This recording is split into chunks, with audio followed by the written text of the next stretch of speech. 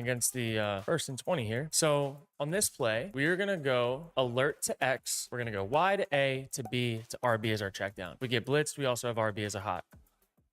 Let's see. Did we get Y? We got Y. Take him. We got room in the flat. Can we make someone miss? Yes, we can. Can we make another one miss? Yes, we can. And it's 1st and 10. I love this play. This is very much a trips right. Let's go 3 scat, 95 Texas. Let's go Y to A. Stay. Yep. Got him late. Took us a little bit of time to get him open. That's fine. You can see, like, reading all these concepts, if they're crossers, they have a progression. If they're all breaking at the same distance, they have a progression. If it's a high-low, it has a progression. Let's go Y sail here. This is kind of like a flood concept, sail concept. RB on a zig. Texas with a deep comeback over here. So this play, what the heck was that? Won't give us a comeback. That's fine. All right. We're going to go alert B if the safety doesn't rotate out. And then we're going to high-low this defender that's over top of RB with RB and A back to the Texas route. RB, we got A. We had him. I don't know why we can't block right now. That's okay. Let's get into the dig concept. He's blitzing off the slot with a 3-man rush, and we should be picking that up every single time. It's a fake college football 25 blitz that doesn't work like that in real life. That's okay. Let's do a short little corner, clear out with B, and then let's do a higher corner with A.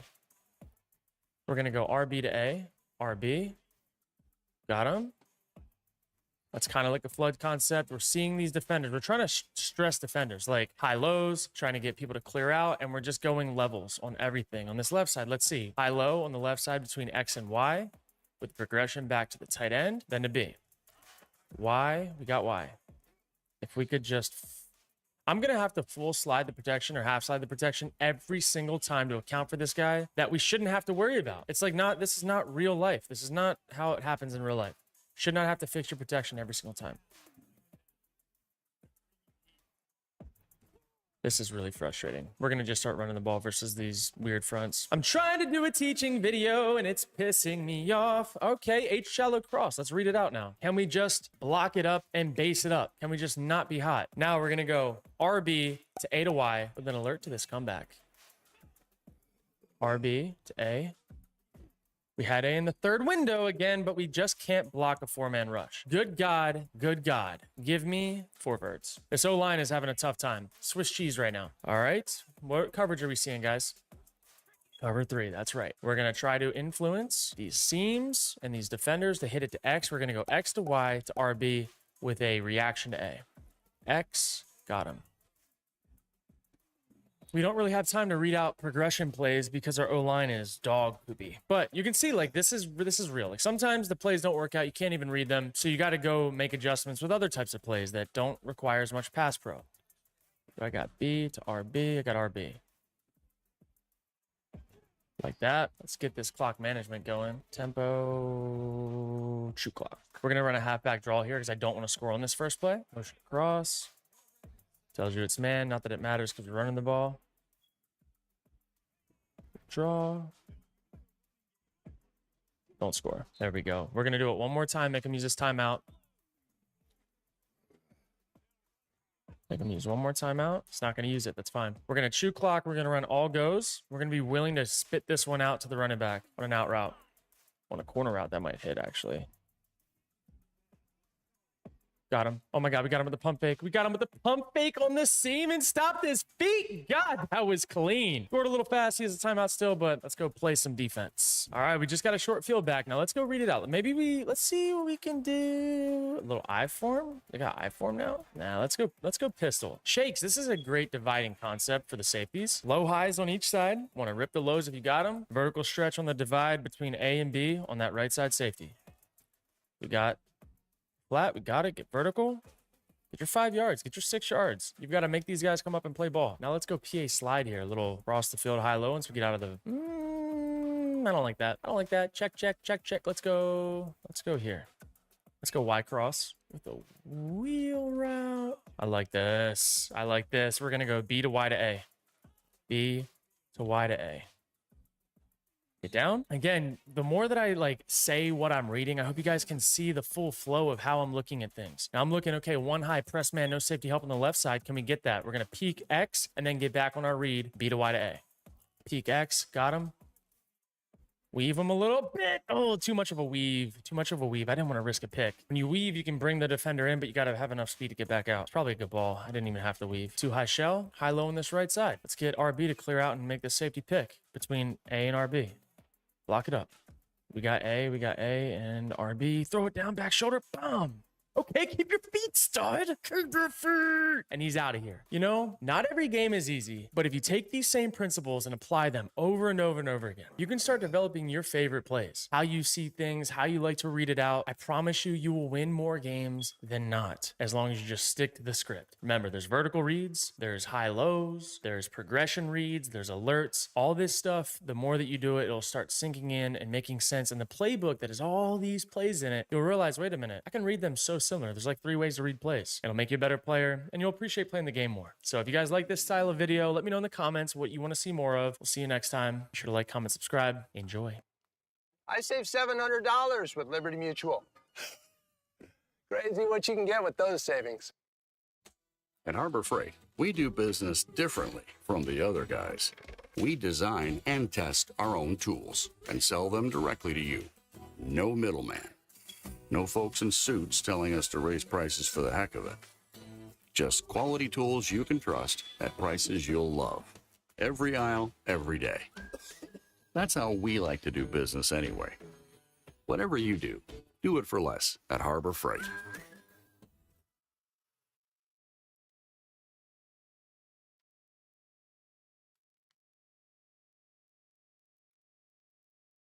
All right, it's time. We're going to do a video on all the audibles that I love using in College Football 25. These things will help you take the game to the next level, improve your gameplay, improve your win percentage, and overall give you more control of the offense and defense that you're running. Let's get to it. All right, let's get this started off right. So there's 3 things you need to be able to do. You need to be able to hot route, you need to be able to use custom stems, and you need to be able to slide your line in the right way. Right here, I love having what I think is man on the right side, and they're going to confirm it because this guy adjusted with him. And I'm going to go take advantage of man with a crosser.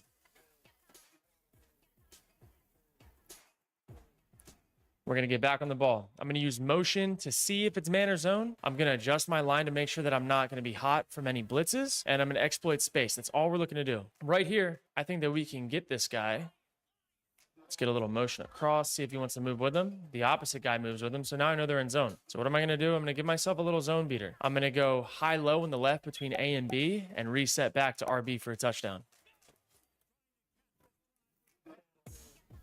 Money. Little high-low on the backside, but you have to know if it's man or zone, and you can do that by using motion. All right, now let's get to the defensive side of the ball. I like starting a nickel double mug because I think it creates turnovers, even though you can create big plays. I like spreading the line out. I like making the DBs and backers play off a little bit and presenting a 2 shell. Show these guys in 2 a little bit. Got to be able to use your linebackers. Look, when they're running the ball, bend but don't break. Don't let them get a big gash. When you think they're going to pass the ball, 2nd and 6, I like making the DN cover the back to his side, and I like playing a zone over here. Need a little bit of help over there. I'm basically playing the percentages that I don't think he's going to be willing to run the ball every single play down the field. So I'm going to just try to stop it a couple plays at a time. They get into a heavy set, though, you got to get your linebackers out of there. And you got to be ready to blitz. There we go. If you can get the linebackers off the ball, it'll mess up their rules in their run game. Same thing, mid blitz. Let's keep it here until we have to get out of it. Now, press man, play outside leverage, blitz peel with the inside left backer. Blitz, peel. There we go. Turnover on downs. Blitzing and peeling allows you to get a free rusher, and you're able to get him before you can get the free zig off. All right, now let's get on offense. Pick a random formation. Let's go wing slot. I like this play. This play right here is money. I also really like this, flipping it to the field, having a little bit more space. We're going to read it outside in on the right. Snap it. Outside, post. Cross face, got him. Money, get back on the ball. So I'm just reading coverage. I'm trying to find the open space in these coverages, which I talk about the coverages in my foundations guide. Every coverage has a weakness. And if you know what coverage they're in or the shell they're presenting pre-snap, then you can kind of get an idea of where you might want to go with the ball. Right here. Am I going to have A? I'm going to have them. I think it all comes down to understanding coverages, knowing where the weaknesses are. And if you don't really know what coverage it is, just look at the shell. Are they in a 2 high or are they in 1 high? Do they look like they're man aligning? Do they look like they're zone aligning? And go from there. Try to find the open space. It's just geometry. All right, so now we're going to get into the same mid blitz looking package and we're going to play cover 3 sky. But pre-snap, we're going to go and show cover 2. So what we have to be able to do here is get out over top of this.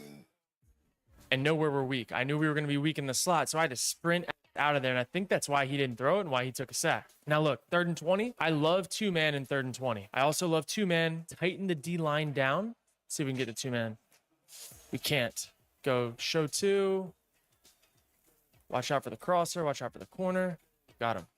Sometimes you don't get into plays that give you 2-man, but I like going man with zone over top of it and playing those crossers. And then they're going to punt. Let's keep it rolling. We got a field goal right before the half. Let's get back into this package. And let's go start with cover 1 hole. Go show 2. Show 2. Deep half. Deep half. Screen. Got to get outside. Force it inside. Terrible read. See if we can start out bottom right. Do you see how bottom right you can show cover 2, cover 3? I'm going to start this cover 1 hole in cover 2 showing. And then my adjustment here is going to be to make him block. Him go here, him go here. My responsibility is the running back with this guy now. Tough. It's not going to work every play. We're going to change this up now. Cover 1 hole. We're going to make the guy to the side of the running back guard him.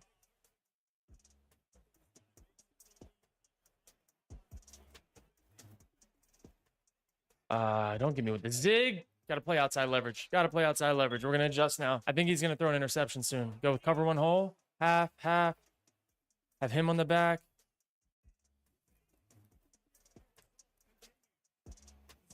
Oh, switch stick that. I thought he was past the line of scrimmage. Now we're going to get into mid blitz. We've been showing him this the entire game with this 1 high. Now we're going to get into mid blitz, and we got him. Got him. If you just keep rotating your coverages and your play calls in this formation, he's not going to have a clue and he won't be able to get a beat on it as long as you're showing a cover 2 shell. Like right here, go back to show 2.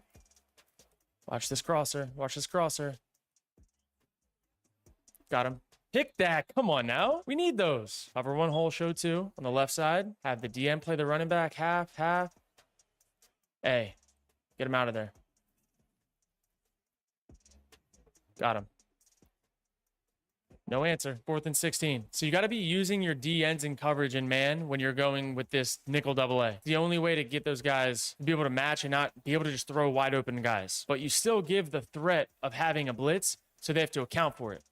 It's just really hard to score on if you're not going to be running the ball. So this defense is best for when you're up with the lead and they can't just run the ball the whole game. All right, let's go double post out of this wing slot weak. Same thing we did before. We're going to start using motions, though. We got to get out of the huddle a little bit quicker. So right here, assuming they're going to be in zone because of how they're aligned, they don't really have guys man over man.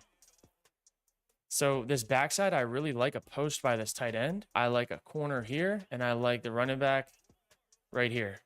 Should have this backside tight end on a post. Got him. Block. Great job. So when they're in zone, you can influence underneath coverage with curls and hooks and all that stuff and rip posts and ins behind it. When you have man, you want to run runaways. If you're in zone, if they are in zone, you want to run high lows and things that stress defenders to make decisions. Now let's see if we can get the running back involved. Motion him out, see who goes with him. Linebacker moves over a little bit. Let's give him a corner route. See if we can get him out of here. This safety in a bind. We got man. Oh, God. It's a good job. He needs to get out of there. That's looked pretty glitchy to me. So double post. Run this one more time. We're going to motion the slot receiver on the left side. Move him across the formation. See if we get man zone. Right now, this is feeling very man-y to me. Might get blitz off the slot. Right here, I like bond. Keep A in the block. Keep B on a post. And RB on a Texas. So I like Texases when I want to progress back in the formation to somebody. Actually, give me a post by Y as well. I think we get Y on a post for a touchdown. Nope. They want to get out of there. It's fine. Got a touchdown. Can't drop everyone in coverage on me. You just can't do it. We will buy time. We will find the open guy, and we'll hit post in the 3rd window late. Back on defense. We're going to give them a different look now. We're going to start play a little bit more too high out of a different set. We're going to go over G with this 4-2-5, and we're going to play some quarters. We're going to use this middle linebacker, and we're going to have to play to stop the over top and drive on underneath. Want to set him to make decisions late and make a mistake. Let's get in quarters again. Let's pinch the line, but slant outside and contain. Those are my adjustments here. Make him feel like he can get the edge, but he's not going to be able to. Out of bounds. So we're going to do that same thing. Give him the same look. He did not get in. And we're going to try to bait him on a switch stick on that side. That's crazy. His heel looked out. We're going to try to bait him on a switch stick to that sideline. So pinch them in, slant out, I didn't mean to grab him and user. He's not going to be able to do this all the way down the field and win this game. He's down 14. Not enough time. So now here we're going to go cover 2, but we're going to play off.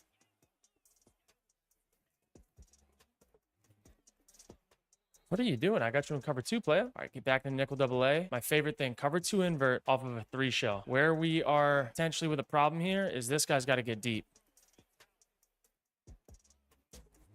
Got him. Cover 2 invert off a 3 shell. Let's go. Textbook. Let's go get a few more offensive clips. All right, we found ourselves in 3rd and 19 on this swap. So we're going to get into empty and go middle, high, low. We're going to see, do they give us man or do they give us zone? Right here, we'll know for sure when we motion him down. Who matches him? He matches him. So we got man. We're going to go corner by Y. We're going to go corner by X. We're going to push Y's corner up 2, pull X's down 1. This should give us nice leverage here for X. Got him. My God. My God, that was so nasty. Double corner, baby. Now look, now we got A with a backer that's kind of pressed up. What's he doing? He's not really aligning. We're going to go mesh here, or I guess a little under, and we're going to quick snap RB with a zig. If they're in zone, this is going to mess them up. Got him. Got him. That's a dot. That's a touchdown. Let's go, man. Quick motions in zone can get you with free space. Quick motions in man can give you better leverage. And there we have it. He quit. That's exhibit A of using all of the tools that we have in this game to go get in the bag. All right. I know what you're probably thinking. He can only do that with Texas. All his videos are with Texas. Well, I'm going to show you that that is not the case. We're going to go grab Colorado. We just ended up getting matched up against Tennessee. Let's go play some ball, man. All right. Let's get into empty to start. See what they're going to do to it. Let's get into middle, high, low. All right. 1 high shell. Looks like it's going to be cover 3. We want to see when we motion down who goes with who. They're in cover 3, assuming that they're not disguising. This is cover 3 look. So we're going to go give them a stress to the flat and see who wants to attach. Nobody attaches. We got angles, kind of attaches, but not quick enough. If we got room, we're going to take it. That's the premise of everything I do on offense. Find the easy completion, take advantage of it, and move on. So now right here, RB, am I going to get a seam ball or am I going to get a comeback? This is all going to come down to what is this nickel defender over RB doing? He's going to widen out. We're going to throw a sit down. So back shoulder low and away, left trigger, pull the left stick down. That's going to give you the free form that you're looking for. All right, now we're going to get a double level follow on the right with a post to B. We're going to go left to right across the board. We're going to push X to the sticks. We're going to take X if we have them. If not, we're going to go across the board. We have X.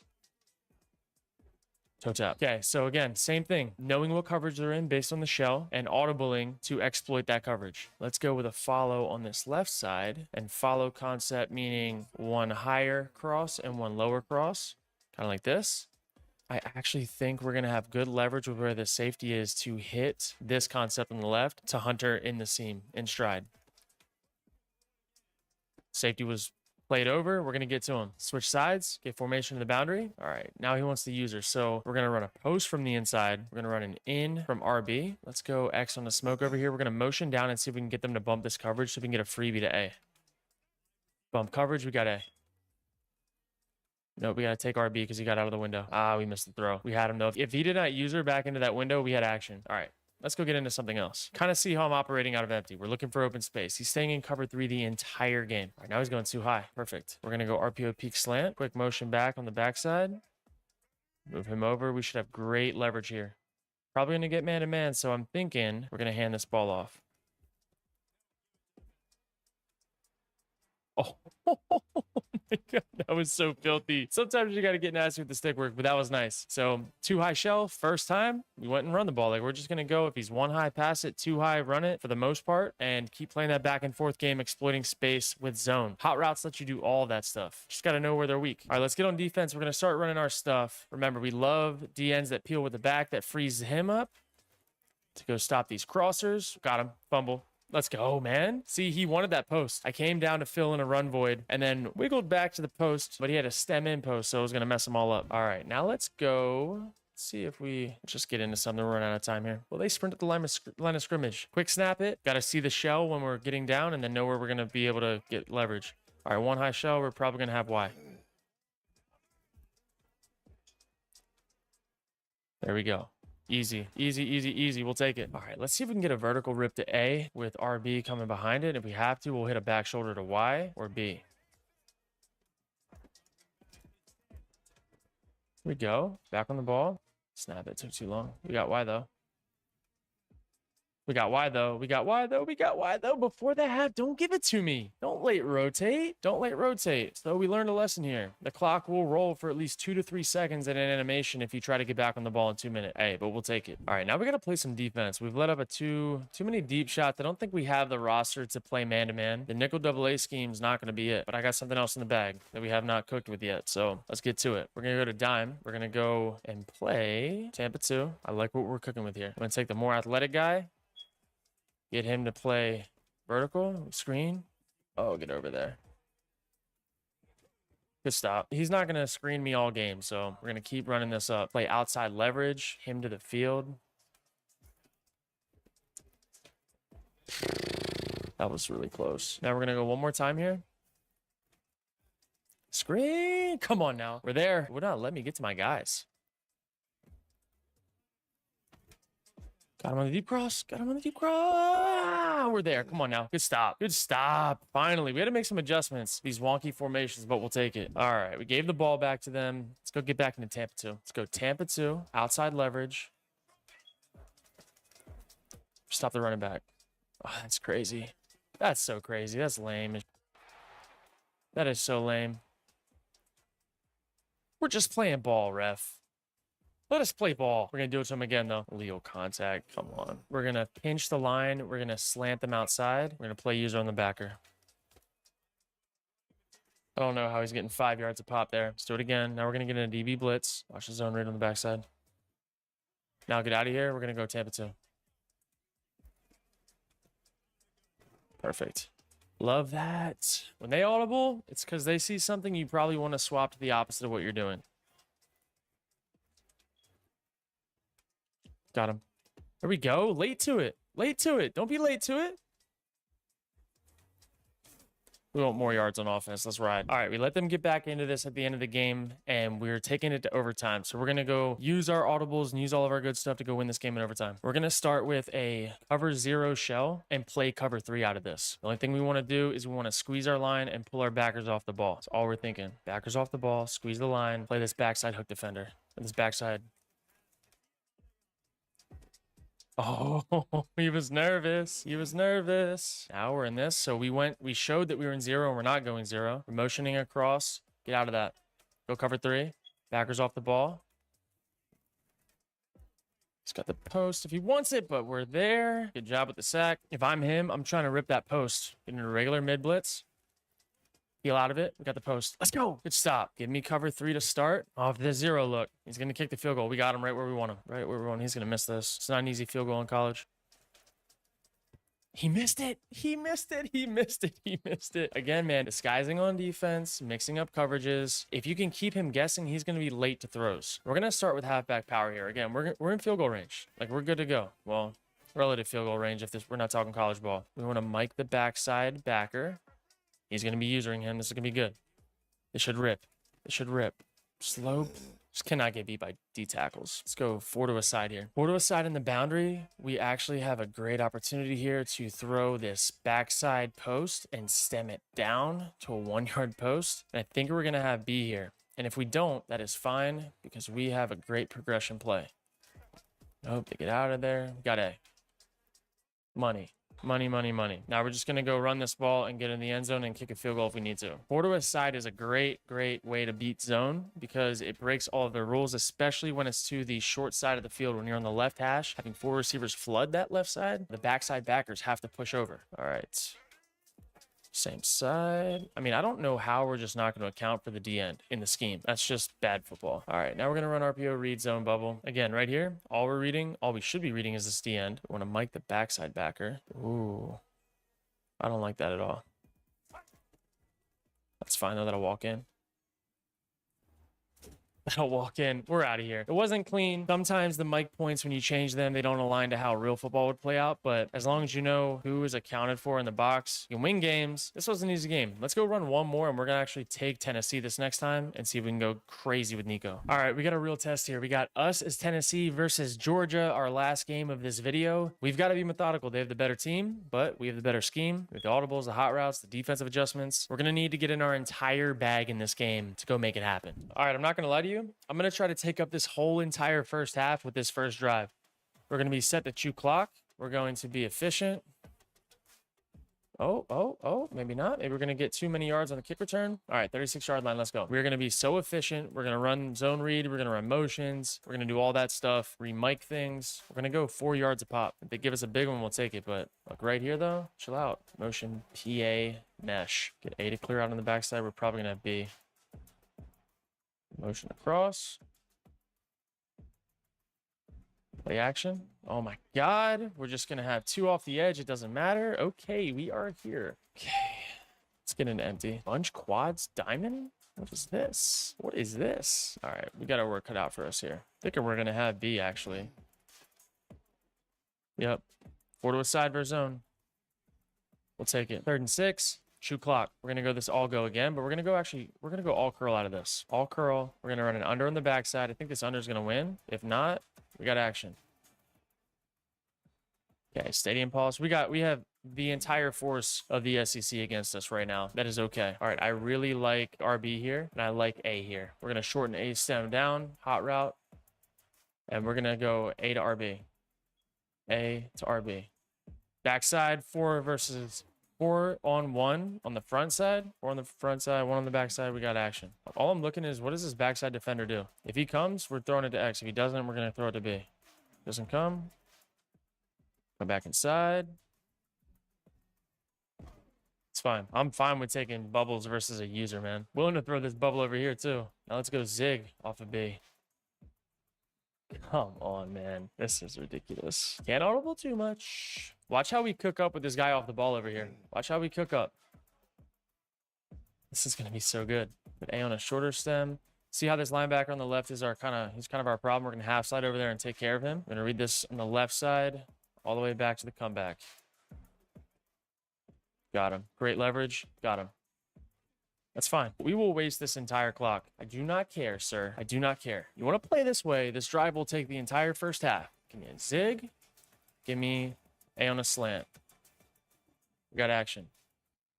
Cash back with Chase Freedom Unlimited. Get 0% intro APR with no annual fee. How do you cash back? So if I don't snap it before 4 seconds, it's going to give me a false start. Is that what we're doing here? Watch the blitz off the left. Motion him down. Yep. We're going to get him into this post window. Give me B. Give me B. We got him. It's fine. Stay in bounds. Keep the clock rolling. We're taking this whole first half. You will not see this ball in the first half. I promise you. If this is what he wants to do, this video will get real monotonous. Let's see what he's got an answer for. That's right. He doesn't. All right. Got a drag here. Got a deep in here. We need to half slide the line this way. And then we need to double team him. That should give us everything we need to potentially have a scramble here if we want it. Got the scramble. Got the scramble. Get down. Taking this whole first half, I told you. So we changed our line protection, knowing that all we'd have to do is get past 78. I love that we're spreading things out here right now. Give me an out with a zig. Out clears out. We're going to get a blocker up front. We go. Let's take it to the 2-minute. Run that thing down now. Hey, whenever you're mismatched, if you can play methodical, good football, they will not have an answer for you. Now watch how we create some diabolicalness here with this concept. Half slide there. Got money. Let's double team the D tackle. We're going to read this on the right. If we get a free release, though, we're taking it on the left.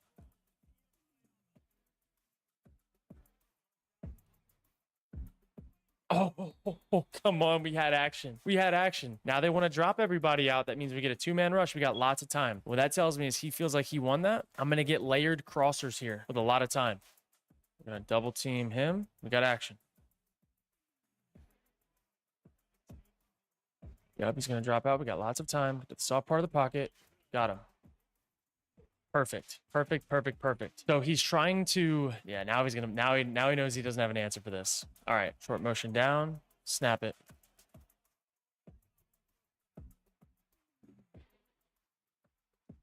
Got him. Oh, the user playmaker, man. We have an answer for everything he's doing on that first drive. And now we're already under the 2-minute, and he's going to see the ball for the first time this game. 119. Go ahead and grab Georgia. Go ahead and grab Georgia and think it's going to work, because it's not. It's getting real quiet. See, I love empty. I love quads. When you know how to protect yourself up front and know what routes beat certain types of coverages, it's just a big puzzle that gets put together. You add in a scrambling quarterback and you got action. All right, so now here, what are we going to do? We're going to get into dime and we're going to bend but don't break. That's all we're doing this drive. We're going to play off.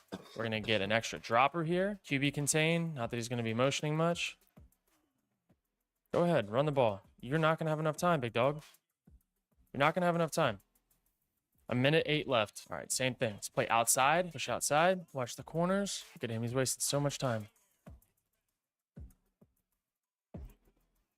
You got to stay on that now. Now we're going to go cover 2-man with a dropper, Y here, and we're going to use her here.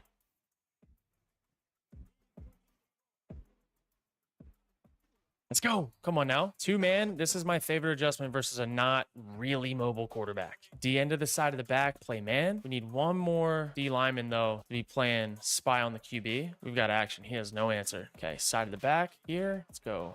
QB spy here. The corner route. Oh, that's crazy. Oh, that's crazy. It's all right. Bend but don't break. Don't worry about it. 2-man one more time. We had the answers. We just couldn't adjust quick enough. Let's go. User in the back. Man, hook. Play outside leverage. Just the corner route. Got him on the crosser. Got him. Boink.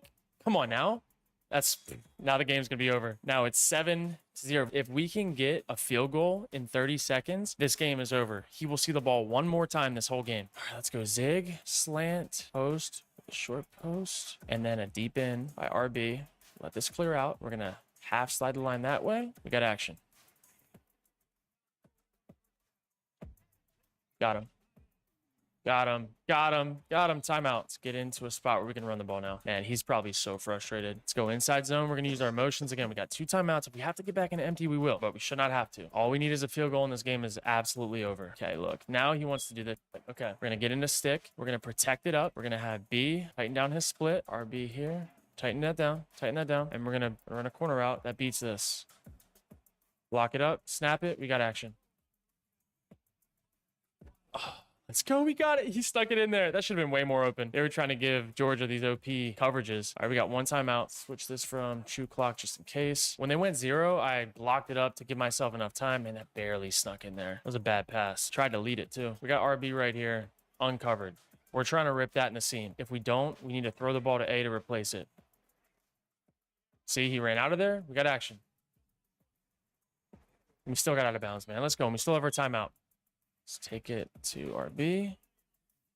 Perfect. Perfect, perfect, perfect. Check out of this. Go deep choice. Look, he's uncovered with Y here. We can probably rip this to Y in the seam. If he tries to jump it, I don't know. Now scramble. Get up. Get up. Back shoulder. Got him. Got him on the user playmaker timeout. Come on. I like running hitches when I know we have a slow defender on him, because if you get into scramble, he's going to win when you use your playmaker with the right stick. All right, so now look, we cannot mess this up. So all we're looking to do here is to rip a zig on the front end line off a short motion. Short motion him. Try to see if we can get this right. All right, we got to throw this out route to Y. That's all we're thinking, out route to Y. Come on. They gave us a little more time to hot route. We got 25 seconds here. So look, let's go out. Let's go here, here. Let's motion A across. Nah, I don't like. Okay, we're going to motion A across, and we're going to throw a curl route right to the front of the end zone. Got RB. Backside read. Ah! They adjusted. That's okay. This game's going to be over here. Field goal ends this game, in my opinion. Kind of a hard field goal, though. Chill out. Okay. Field goal's a little tougher from this angle, to be honest. There we go. Money. Money. 10-0. He saw the ball one time that game for about 20 seconds, or the half. All right, let's lock in for the second half. Bend but don't break. We want him to have to take the longest drive of all time, because we know that he can't stop us. If it takes him 5 minutes to score, this game's over. That's all I'm thinking here. Get me in a dime. Get me in a 2-man. Let's widen these D ends out. Contain with them. Have a spy and have a user lurker. Put a D tackle on man with the back. This is what I'm thinking.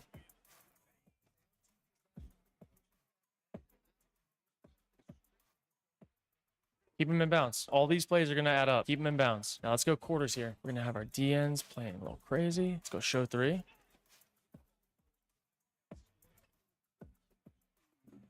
Got him. Taking so much time. Taking so much time. Come on now. Taking too much time. That's fine. That is fine. We'll let that ride. Take your 40-second plays. All right, now we're going to go man. We're going to align with cover 2. Let's go show 2. Here. Let's go here.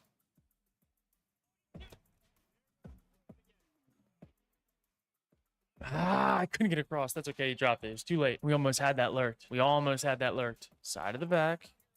Play man. Watch the motion. It'll change our rules. This is what I want.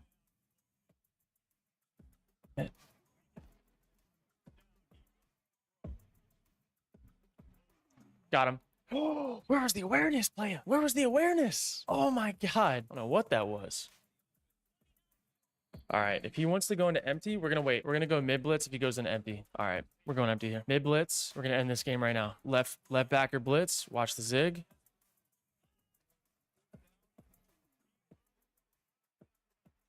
Got him. Oh my God. We played it. Hey, he underthrew it. He underthrew it. That's game. That's going to be game. We'll be seeing you. Oh my God, bro. We strapped him up. I'm telling you. All the hot routes, all the adjustments. It works in empty. It works on defense. Dude had no answer. I'll take it. And with that, we're out. If you guys enjoyed the video, enjoyed some of the stuff that I was teaching, I hope it helps you. I hope you guys like, comment, subscribe, do all the things. But I really just hope these videos help you be a better player and enjoy this. I'll catch you guys next video. So don't let that chip spoil your trip. Is that a chip?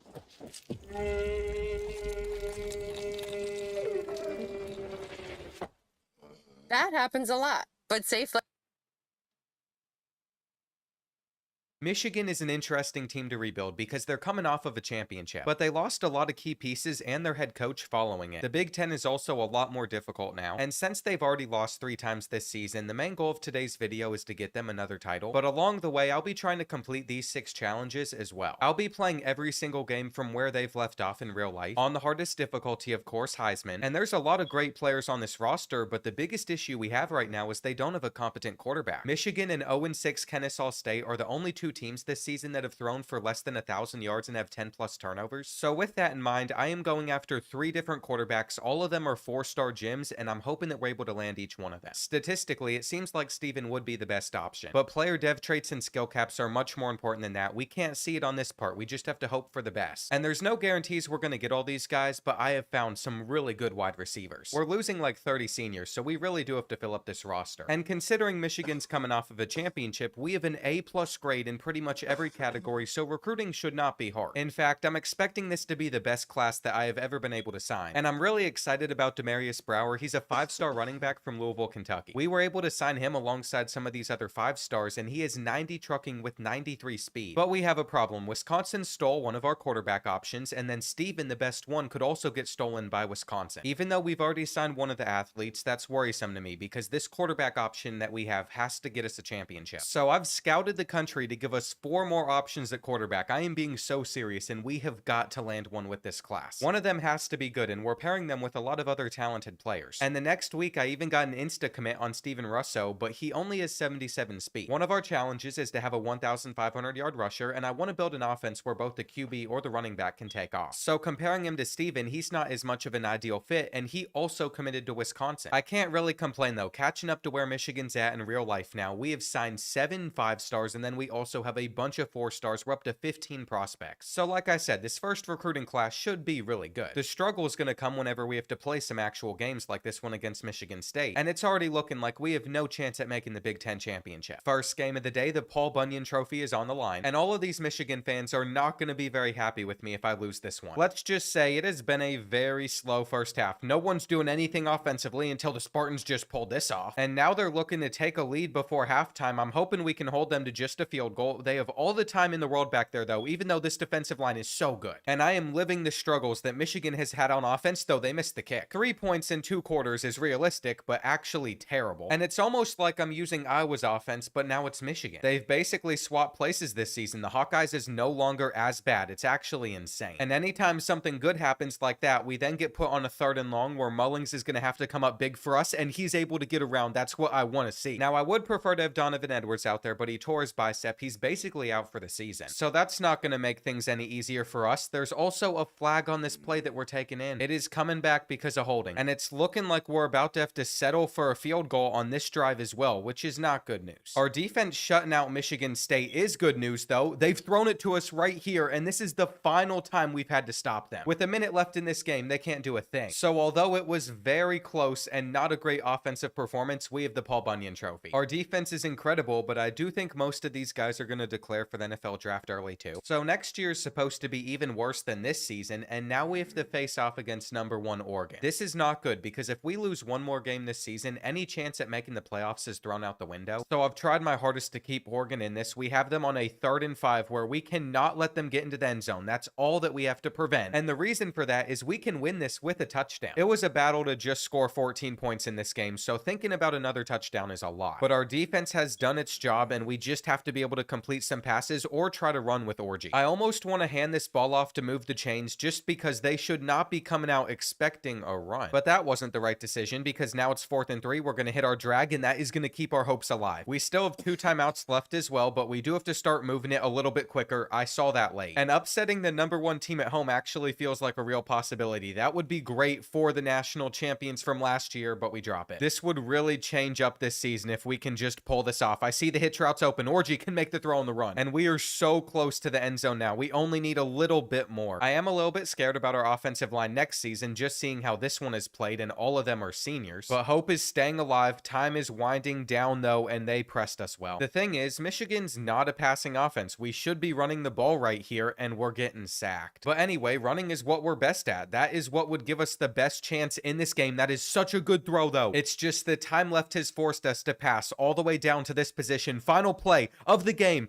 and we're not getting in. We're gonna lose to Oregon right there. That was our specialty, running the ball. But no, they blew it up. Dylan Gabriel gets the win, and the Ducks stay undefeated. That's a painful loss right there. We're definitely not making the Big Ten championship now. And we still have to play both #18 Indiana on the road and #2 Ohio State on the road. Saying that, and also knowing that this team's gonna be worse next season than it is this year, just gets me worried about our current future, and we still don't know who we're gonna start at quarterback. Right now, it is looking grim for Michigan football, but that's why I'm taking over to save them. And each week, the offense seems to be getting a little bit better. Right now, we're in a 14-14 game versus Indiana, and they have given us some perfect alignment to try and take the top off of the defense, but that DB just bumped Morgan, and they're going to clamp us up. He literally had a free release there that just got taken away, though. We have clamped up once again. You have nowhere to go, Curtis Rourke. You still fight for a first, but I just know they're not going to be able to move the ball versus us. This is one of the best defenses I think I've ever gotten to play with on this game. I remember facing off against it, previewing the gameplay for this game against Donovan Edwards, and it made me look terrible. I know I'm not the best at this game, but I felt like I couldn't do a thing. I've also already decided this is the last game I'm using Michigan's playbook. I'm not having that much fun with it, though this is going to work out for us. And now we're just running the ball down their throats as we are going to take the lead over the Hoosiers. I don't see them driving down the field versus our defense in these final couple minutes. Mason Graham gets in, and this is the game right here. For whatever reason, they've saved all 3 of their timeouts. They're going over to the flat, and it doesn't get enough. That is a big result for the Wolverines. We really needed it. But let's not act like beating Indiana is that impressive. They've had an incredible season in real life, but in this game, they're like an 82 overall. And with Northwestern at the bottom of the Big Ten standings, I have to hope that we can take them down too. Luckily, since we're playing Northwestern, we've not had many issues. It's really just been a struggle whenever it comes to finishing off some of these drives, but we can take the hitch and go up 20-0 or 21-0. A 2-point conversion here would be nice. We're not getting the best blocks though. But either way, it was never going to be too difficult to close it out from there. It's another rivalry win, so we'll take the trophy. But we all know the most important rivalry, the game, is coming up, and if we could beat Ohio State here, that would be crazy. Right now, we're 7-4. They're 10-1. They're playing for a spot in the Big Ten championship. And I don't think it's possible, even if we win, for us to climb all the way up to the top 12 and make the playoffs, but maybe if these teams lose, we could. Over the last few weeks, besides bringing in this 5-star corner, we really haven't made any other signings. This Jim 4-star with 96 speed chose Notre Dame. But looking at the rest of our board, if we could even get half of these other 4-stars to commit, we're going to be doing just fine. And beating the Buckeyes is one of the 6 challenges I have to accomplish in this video. Now, unfortunately, it doesn't seem like it's going to happen this year. We can't run the ball, and they've just continued to score against us, but maybe next season we can make it happen. It wasn't pretty, so don't be upset with me, Michigan fans. Just accept you don't have an offense this season, and we have a bunch of injuries. They might have even held this team back a little bit. Gibbs did commit at quarterback, though, and there's only 5 players that even have a risk of transferring. Somehow we lost our offensive coordinator. I did not fire him. That means another team stole him. I'm also going to get rid of our defensive coordinator just to get a fresh coaching staff in here. These stats from Alex Orji are not good, but we're a run-heavy team. I want to focus on the run, and I'm going to see if I can redshirt Donovan Edwards since he's a senior. Since he got injured, if he could stay for an extra year, that would be incredible. And it pains me to say that Will Howard won the Heisman. We have drawn TCU in the Las Vegas Bowl, and it looks like Oregon won the Big Ten championship over Ohio State. They've now beaten them twice, and how did Florida State make the playoffs? I used the updated rosters as well. Anyway, here on early National Signing Day, you'll see that we didn't win the battle for each one of these 4 stars, but we got quite a few of them. Right now, we are competing neck and neck with Georgia for the #1 class. It's going to come down to the wire. And starting off looking at dev traits, Demarius Brower is elite dev. That is all you want to see. 4 elite devs in a row. Can we keep the streak going? No, we cannot. But we do have elite dev on Steven Russo, one of the quarterbacks I said that was a bit too slow. And the other options are just star dev besides Jamarison Gibbs. He is 91 speed and elite dev. Let's just say we have some good options to choose from on this team. Our development should be insane. And this is definitely one of the top classes I've ever put together. I found this defensive coordinator that has tactician pretty much all maxed out. So the goal is to hire him on. Still looking for an offensive coordinator, and we will see how we do in this bowl game versus TCU. I don't really think it matters if we win or lose, but we came out on top by quite a bit, winning by 17. And that's the last game that Alex Orji is ever going to start for Michigan football. He went out with 174 passing yards. Now, it's definitely taken a bit to find somebody I want as our offensive coordinator, but I think it's important we have a motivator. And this is the staff that I'm hoping can turn around Michigan in the next 3 seasons. My hope right now is that in 3 years, we can be the one taking the championship instead of Oregon. But if that's going to happen, we have a lot of work to do, and all of a sudden, a ton of players want to transfer out because of coach prestige. You add that on top of the fact that we had at least 30 players graduate, including Donovan Edwards. I didn't get to use his red shirt, which means we're probably losing like 50 guys. And I've been able to convince some freshmen to stay, but now I'm going to go for the Hail Mary attempt. Will Johnson, best cornerback in the country. If he comes back, that would be massive, and he's not. I mean, this will help our pro potential, even though it was probably already an A+.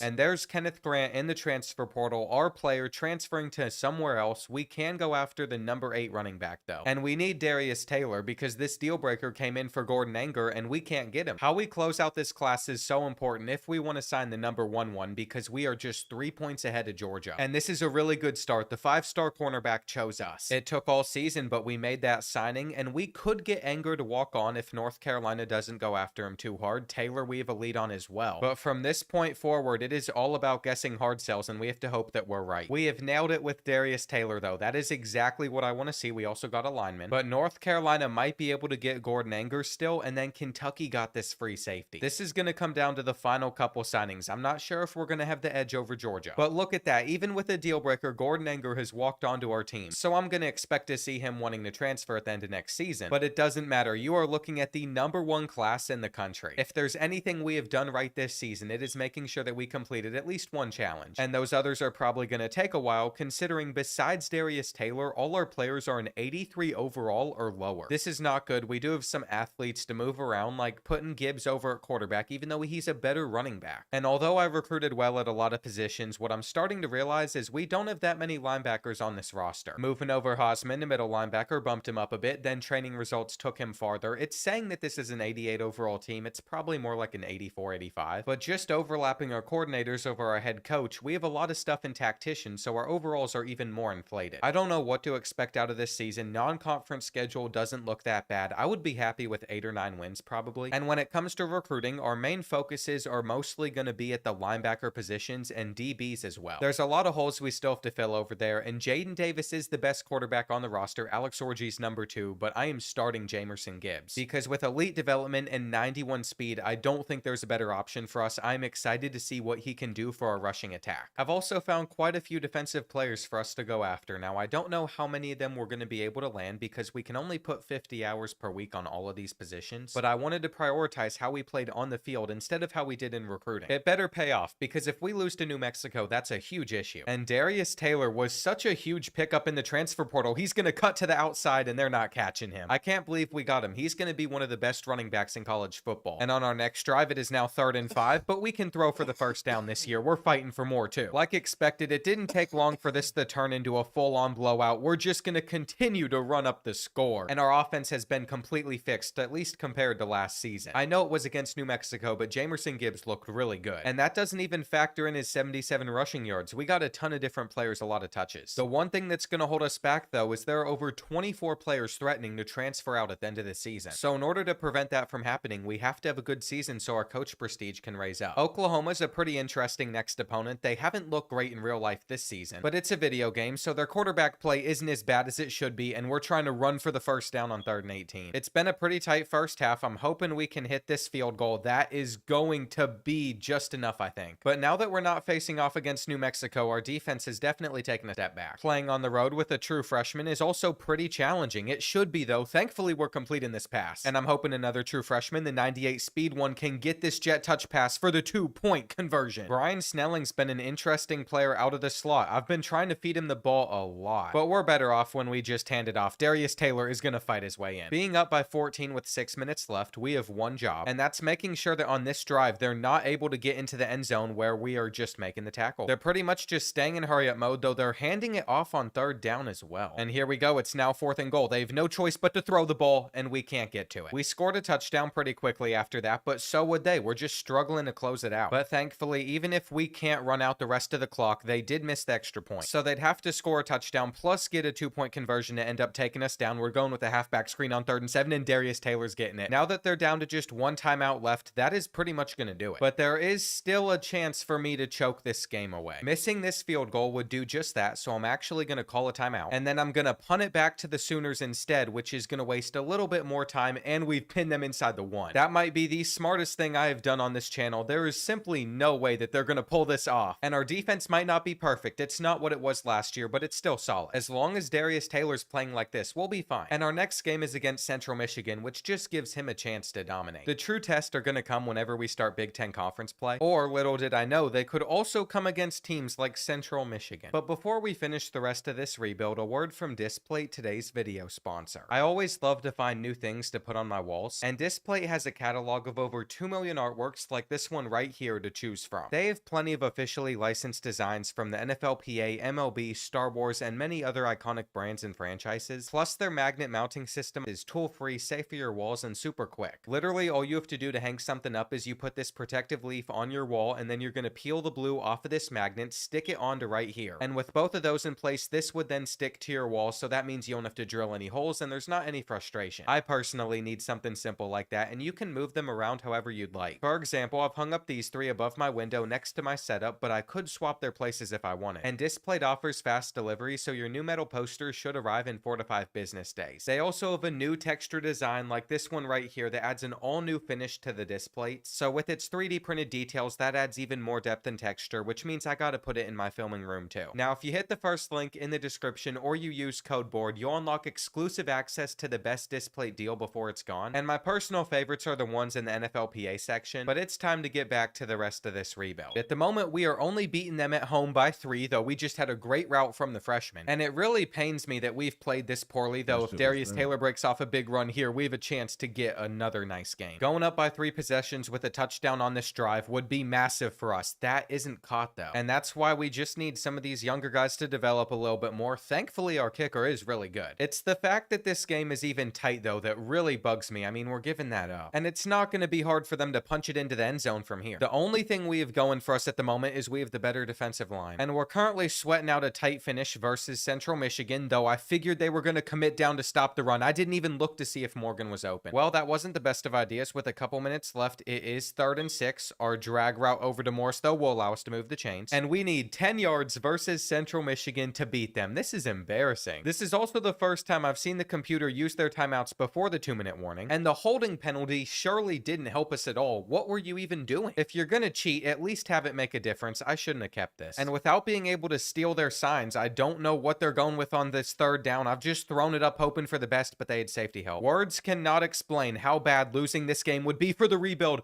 but they have thrown it straight to Hillman. There we go. That is a massive turnover right there. And the undefeated season has stayed alive for the time being. Sooner or later, though, we're probably going to be exposed. And our coach prestige still hasn't gone up. I can't even say we got lucky with our scheduling either, because Wisconsin's undefeated, Washington's undefeated, USC's undefeated, and we play them on the road. Plus, the Maryland game could be difficult. Michigan State's a rivalry. Nebraska's undefeated, and it's on the road. And then we have Ohio State. Even though we're not in a terrible spot right now, 7 of our last 9 games are complete toss-ups. And from a recruiting perspective, we're in first place for now, but we'll see how long it lasts. Just like the Oklahoma game was, this is another good test for us. And it is a night game here at the Big House. You know that this is going to be a sold-out crowd. We have a great fan base. That stadium pulse hasn't necessarily made the difference for our defense, though. At the moment, we're down by 4. And I don't think we're going to be able to get a touchdown before the half. At least a field goal would help. You would think they're going to expect us to pass, so a halfback draw would actually work. But it didn't right there. I'm going to give it one more shot. This is going to help us set up for the field goal. Thankfully, since we're at home, that meter's not moving as fast as it could be, though I think I might have missed it to the left. And there you have it. Not the worst first half in the world, but we're trailing. We've ran the ball well, but again, passing, not our specialty. But if that's what's going to get us down the field, then we're going to keep on running. Darius Brower, the freshman, could not help us punch it in, though, so now that it's 3rd and goal, we're just going over to Darius Taylor. I love the speed option. And I'm not sure if I can trust our offensive line enough to just hand this ball off, but we did. Our defense would give up 10 straight, though, which puts us in a rough position here in the 4th quarter. And even though Darius Taylor is super good on paper, he isn't the fastest, so that's my biggest issue with him. At the moment in this game, he has almost 200 rushing yards against them. But imagine how much better that would be if he was actually quick. On 3rd and 6, Brower is going to have to catch this halfback screen. All we have to do is get into field goal range here. And that means at the very least we can tie this game up, but a touchdown would be nice. The thing is, with our playbook, Jamerson Gibbs doesn't have to throw the ball that much, but he is capable of doing it. It just makes a lot more sense to run in our situation, and now it's 4th and 2. When you have a guy with 98 speed, I think you take this risk every single time. He just has to hit that edge. And now we're relying on our defense to get us a key stop. We have everything locked up right here. We just need our defense to generate some pressure or at least stop the quarterback from running. I know we lost some really good pieces, but I'm not happy with our defensive line, and they are going to beat us deep to the crib. Right now, it looks like Wisconsin's about to give us our first loss of the season, and we have to go through the air on this drive. We cannot afford to run the ball a bunch, though we could step up with him and run. No, we're going to fumble it away to the Badgers. I can't avoid collapsing in games. Something like this always happens, and we literally just had full control of the outcome. How did this even happen? Thankfully, it is now 3rd and 10. I'm not expecting them to run it. They have, though, and I should have just not stopped to make the tackle. That was such a terrible pursuit angle, and I don't even want to watch it back. I just know I'm going to get frustrated. I played it for the cutback, and instead Jackson Aker picked up the first. And I'm pretty sure if I didn't have that slight pause right there, we could have easily gotten over to tackle him. I thought we had a little bit quicker of a user. Honestly, what I'm thinking about doing is moving true freshman Kerry Doss with 99 speed over to free safety, because he does have star dev. He's a former 5-star, and I think he would make my user so much better. I'm already in shambles after one loss, and it doesn't help this 4-star linebacker Jim chose Oregon. Even guessing hard sells correctly, they're just taking prospect after prospect. And now we have to make sure we don't lose another game to number 24 Washington at home. That collapse against the Badgers just really hurts. There's no reason we should be 3-1. And we're in a similar situation right now where we have to be able to close this one out at home against the Huskies, but they get the first. Somehow, we also got hit with this home field advantage where it's popping up that we don't even know this receiver's button. So I can't man him up out of zone coverage. Now they're hitting us with the jet touch pass and we tackle him. We just have to hold on strong here. I'm shooting the gap. We don't make the tackle. And I have my user with Doss. He has his 99 speed. He can pretty much get anywhere on the field, though they just run it in. Now the pressure's on us to respond back. We're going to have to get more time back there. And we can't let this season fall apart already. We have too many other tough games left on our schedule. Here on 4th and 2, I'm just going to take our drag route out there, but it's an inaccurate pass. And the fact that we still got over that to make a play is honestly a miracle. That was such a tight throw. It shouldn't have been dropped, though, that's for sure. Tyler Morris is an experienced vet on this team. Now we're going to find Darius Taylor, our running back. And what a mess the end of this game has been. Thankfully, we're just running the ball to settle for 3. There's no reason to go for a touchdown. We want this to be centered down the middle. And I'm a little bit nervous I'm going to choke it right here. I've noticed the 15-mile-per-hour winds to the left, so I'm going to angle it here, and it is going to stay in. We would have had a chance at a redo, too, because they still haven't patched that bug. But we didn't even need it. We're going to take down number 24 Washington. We really needed to bounce back in that manner. We've also picked up a linebacker commit. That's what we wanted. But at the same time, Oregon's probably going to get like half the players I would have taken. Coming off of an 8-5 season without recruiting coordinators, it's a little bit harder to get some of these guys to come in. But after our bye week, we've signed our first 5-star. We added James Saubert to the defense. And we've also added a load of 4-stars, which is just going to help our depth. We've been ranked as well, which is good news. But if we lose to undefeated USC on the road, that's not going to last. They've somehow already played 7 games, so I'm sure their roster has a bunch of injuries. And it doesn't even feel right to already be going after another quarterback, but 5-star Elijah Newcomb's a gem with 96 throw power, 87 speed, and field general. Let's just say, after this season, I'm hoping we have even more options at this position. But at some point, I'm going to have to decide on a set plan for our quarterback spot. Going into this year without a plan there is why Michigan's struggling in real life this year. And this first half for us has been been one of those games where we have done everything right, especially defensively. We're looking to take a 14-0 lead on the number 11 team in the country. Darius Taylor is going to need a couple better blocks though. And I might try to throw the ball with Gibbs right here, see if he can run around for a touchdown. He should be able to outrun 34. But every so often, 91 speed isn't as effective as you would think it would be. Darius Taylor still takes it in though, shutting up this crowd. But going into the fourth quarter, I'm not sure if that's going to last, considering we're only up by 7 now. We have a big decision on a 4th down, and I think you have to go for it here. We just need the blocks to actually hold up, and Taylor is going to get out of there. He's trying to fight off as well. He's already crossed almost 200 rushing yards in this game. He's had a good day, but they've started to aggressively commit to stopping the run, so we're going to have to throw for this on 3rd and 14.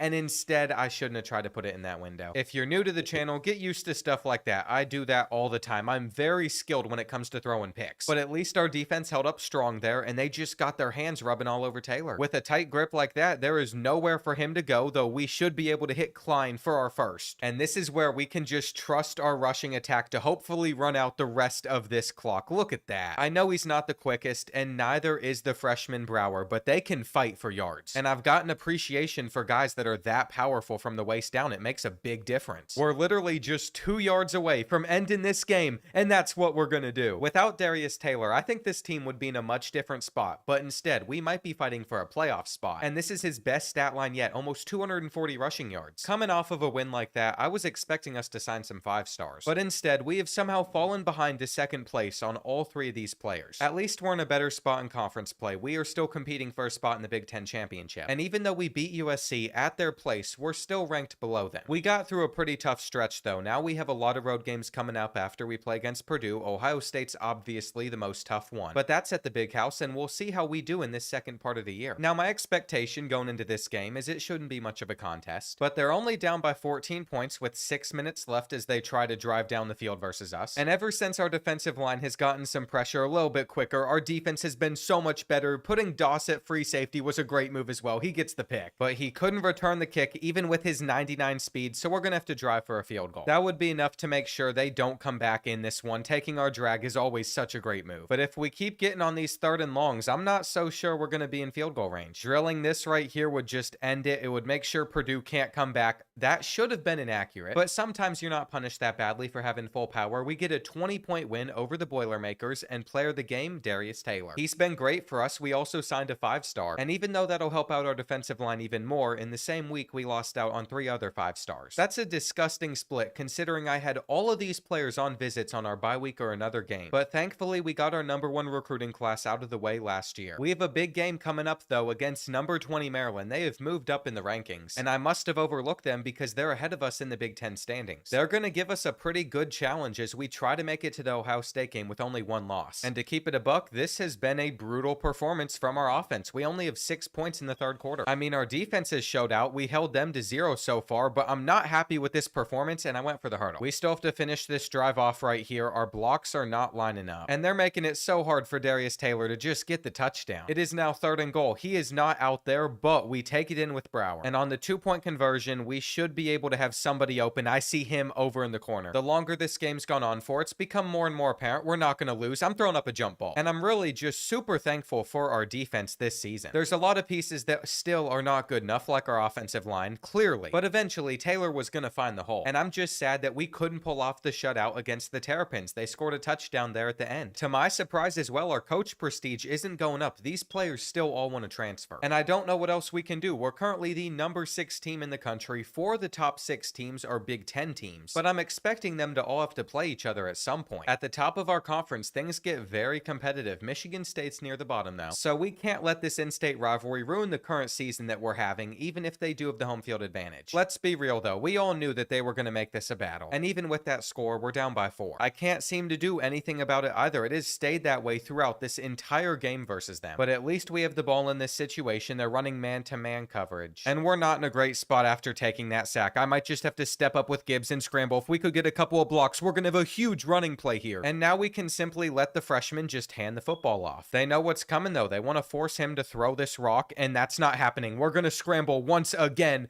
and we're short. I don't know how that's even possible, but we should be able to punch it in. And that's going to do it. We have won the Paul Bunyan Trophy for another year in a row. Jamerson Gibbs also won Player of the Game, but his stats this season haven't been very impressive because we've literally just relied on Darius Taylor. That type of plays worked for this team though. Now we're about to face off against Northwestern. And somehow the top part of the Big Ten got even more ridiculous. 5 of the top 6 teams in the country are from the Big Ten. It's so loaded at the top, and then you have weak schools like Northwestern. But how can I diss a school that has a point lead on us with 3 minutes left? We have to go for it on 4th and 7. We are actually in trouble versus the Huskies, though we just delivered a dot with a dude just coming in our face. And I'm not sure how Jamerson Gibbs got this ball off in time, but thankfully it was on target. It is so weird how many close games we've had this season. I really can't tell if we're even good. But now that we're in field goal range, we can basically just settle for a field goal and end this one. Northwestern has started to call some timeouts though, so we do need one more first down run here. And there's no way they've given us that big of a hole to take. We're just gonna easily fit through there. Ideally, I should just be settling for a field goal. I don't want to run this ball in, which is so weird. And all we have to do to win this game is just drill this field goal. That's not going to be difficult. That was not an impressive win, but it is all that we needed because we keep on climbing up the polls, and now the Big Ten controls all of the top 5 spots in the country. I'm not sure that's ever even happened before. I'm not sure who would win this tiebreaker for a spot in the Big Ten championship. And as long as we can survive at Nebraska, it's all going to come down whether or not we beat the Buckeyes. Winning this game at least, though, should guarantee that we're a playoff team. And I was expecting to get like 8 or 9 wins this season, so we've gone above and beyond. Our ability to close out these close games has also been very impressive. So even though we're trailing by 3 with 4 minutes left, I'm not worried. We thrive in these situations, which is actually exactly what you want out of a roster, though we just didn't guard their halfback angle route. But we have gotten them to a 3rd and 9 a little bit later on in the drive, and they just ran it to the outside. They're held short though. This is big right here. It's 4th and 1. I am run committing. I felt like they were going to hand it off. And if we pick up just 1 first down, this game is going to be over. They are expecting us to pitch it to Darius Taylor. And he's exhausted. He's been our offense all season, but all we need is a little bit more out of him. Because of the 2-minute warning though, we do actually need 1 more first down. We really haven't used the receivers that we recruited last season. But I would much rather pass the ball on 3rd and 5 instead of running it, so we're going to take our zig, and that's a catch. What a way to end this game. I told you all, we'd come out on top. And I just have to hope that we can also play Ohio State that close. Going into the final week of the regular season, I don't think I've ever seen anything like this before, because all 5 of us at the top of the Big Ten are 10 and 1. I have no idea how the tiebreakers would work itself out, but I'm pretty sure if we take down the Buckeyes, we're in the Big Ten Conference Championship. And that'd be pretty big considering Notre Dame took both these recruits from us, including Elijah Newcomb, and then Ohio State could get this other 5-star. This is really it right here. It's our chance to prove that we're legit. And we're going to be wearing our All Maize jerseys. We also have the All Maize crowd. It's going to be a good one. We have not been able to find the end zone yet. Ohio State has only gotten a field goal through a quarter though, so it's not the end of the world. But I am a little bit worried about Darius Taylor's wear and tear. He came into this game very beat up, so we might have to lean on the pass more than I'm liking, but we should have a touchdown right here. That might be the last time that we score in this first half, but I am perfectly fine with that. If our defense is going to continue to play this well, they had to throw it away, and we just can't let them get into the end zone with 12 seconds left in the half. They can take a field goal. I am fine with that. We're going to have a lead at halftime over Ohio State. It's going to be a 4-point lead, and this is incredible. It shouldn't be possible. We have like one dude that's above an 86 overall. We're going to hope that Darius Taylor can pull something off, but even if he couldn't right there, I will take it. We're up by 4. It lasted through the 3rd quarter as well, but it has to carry over to the 4th, and I highly doubt that Jaden Fielding's about to miss another field goal. We just haven't been able to pull away in this game or score that many points. Darius Taylor is going to catch this though. He can't make a guy miss, and for a player of his caliber, that's a big issue. He is in open space. He should be able to do that.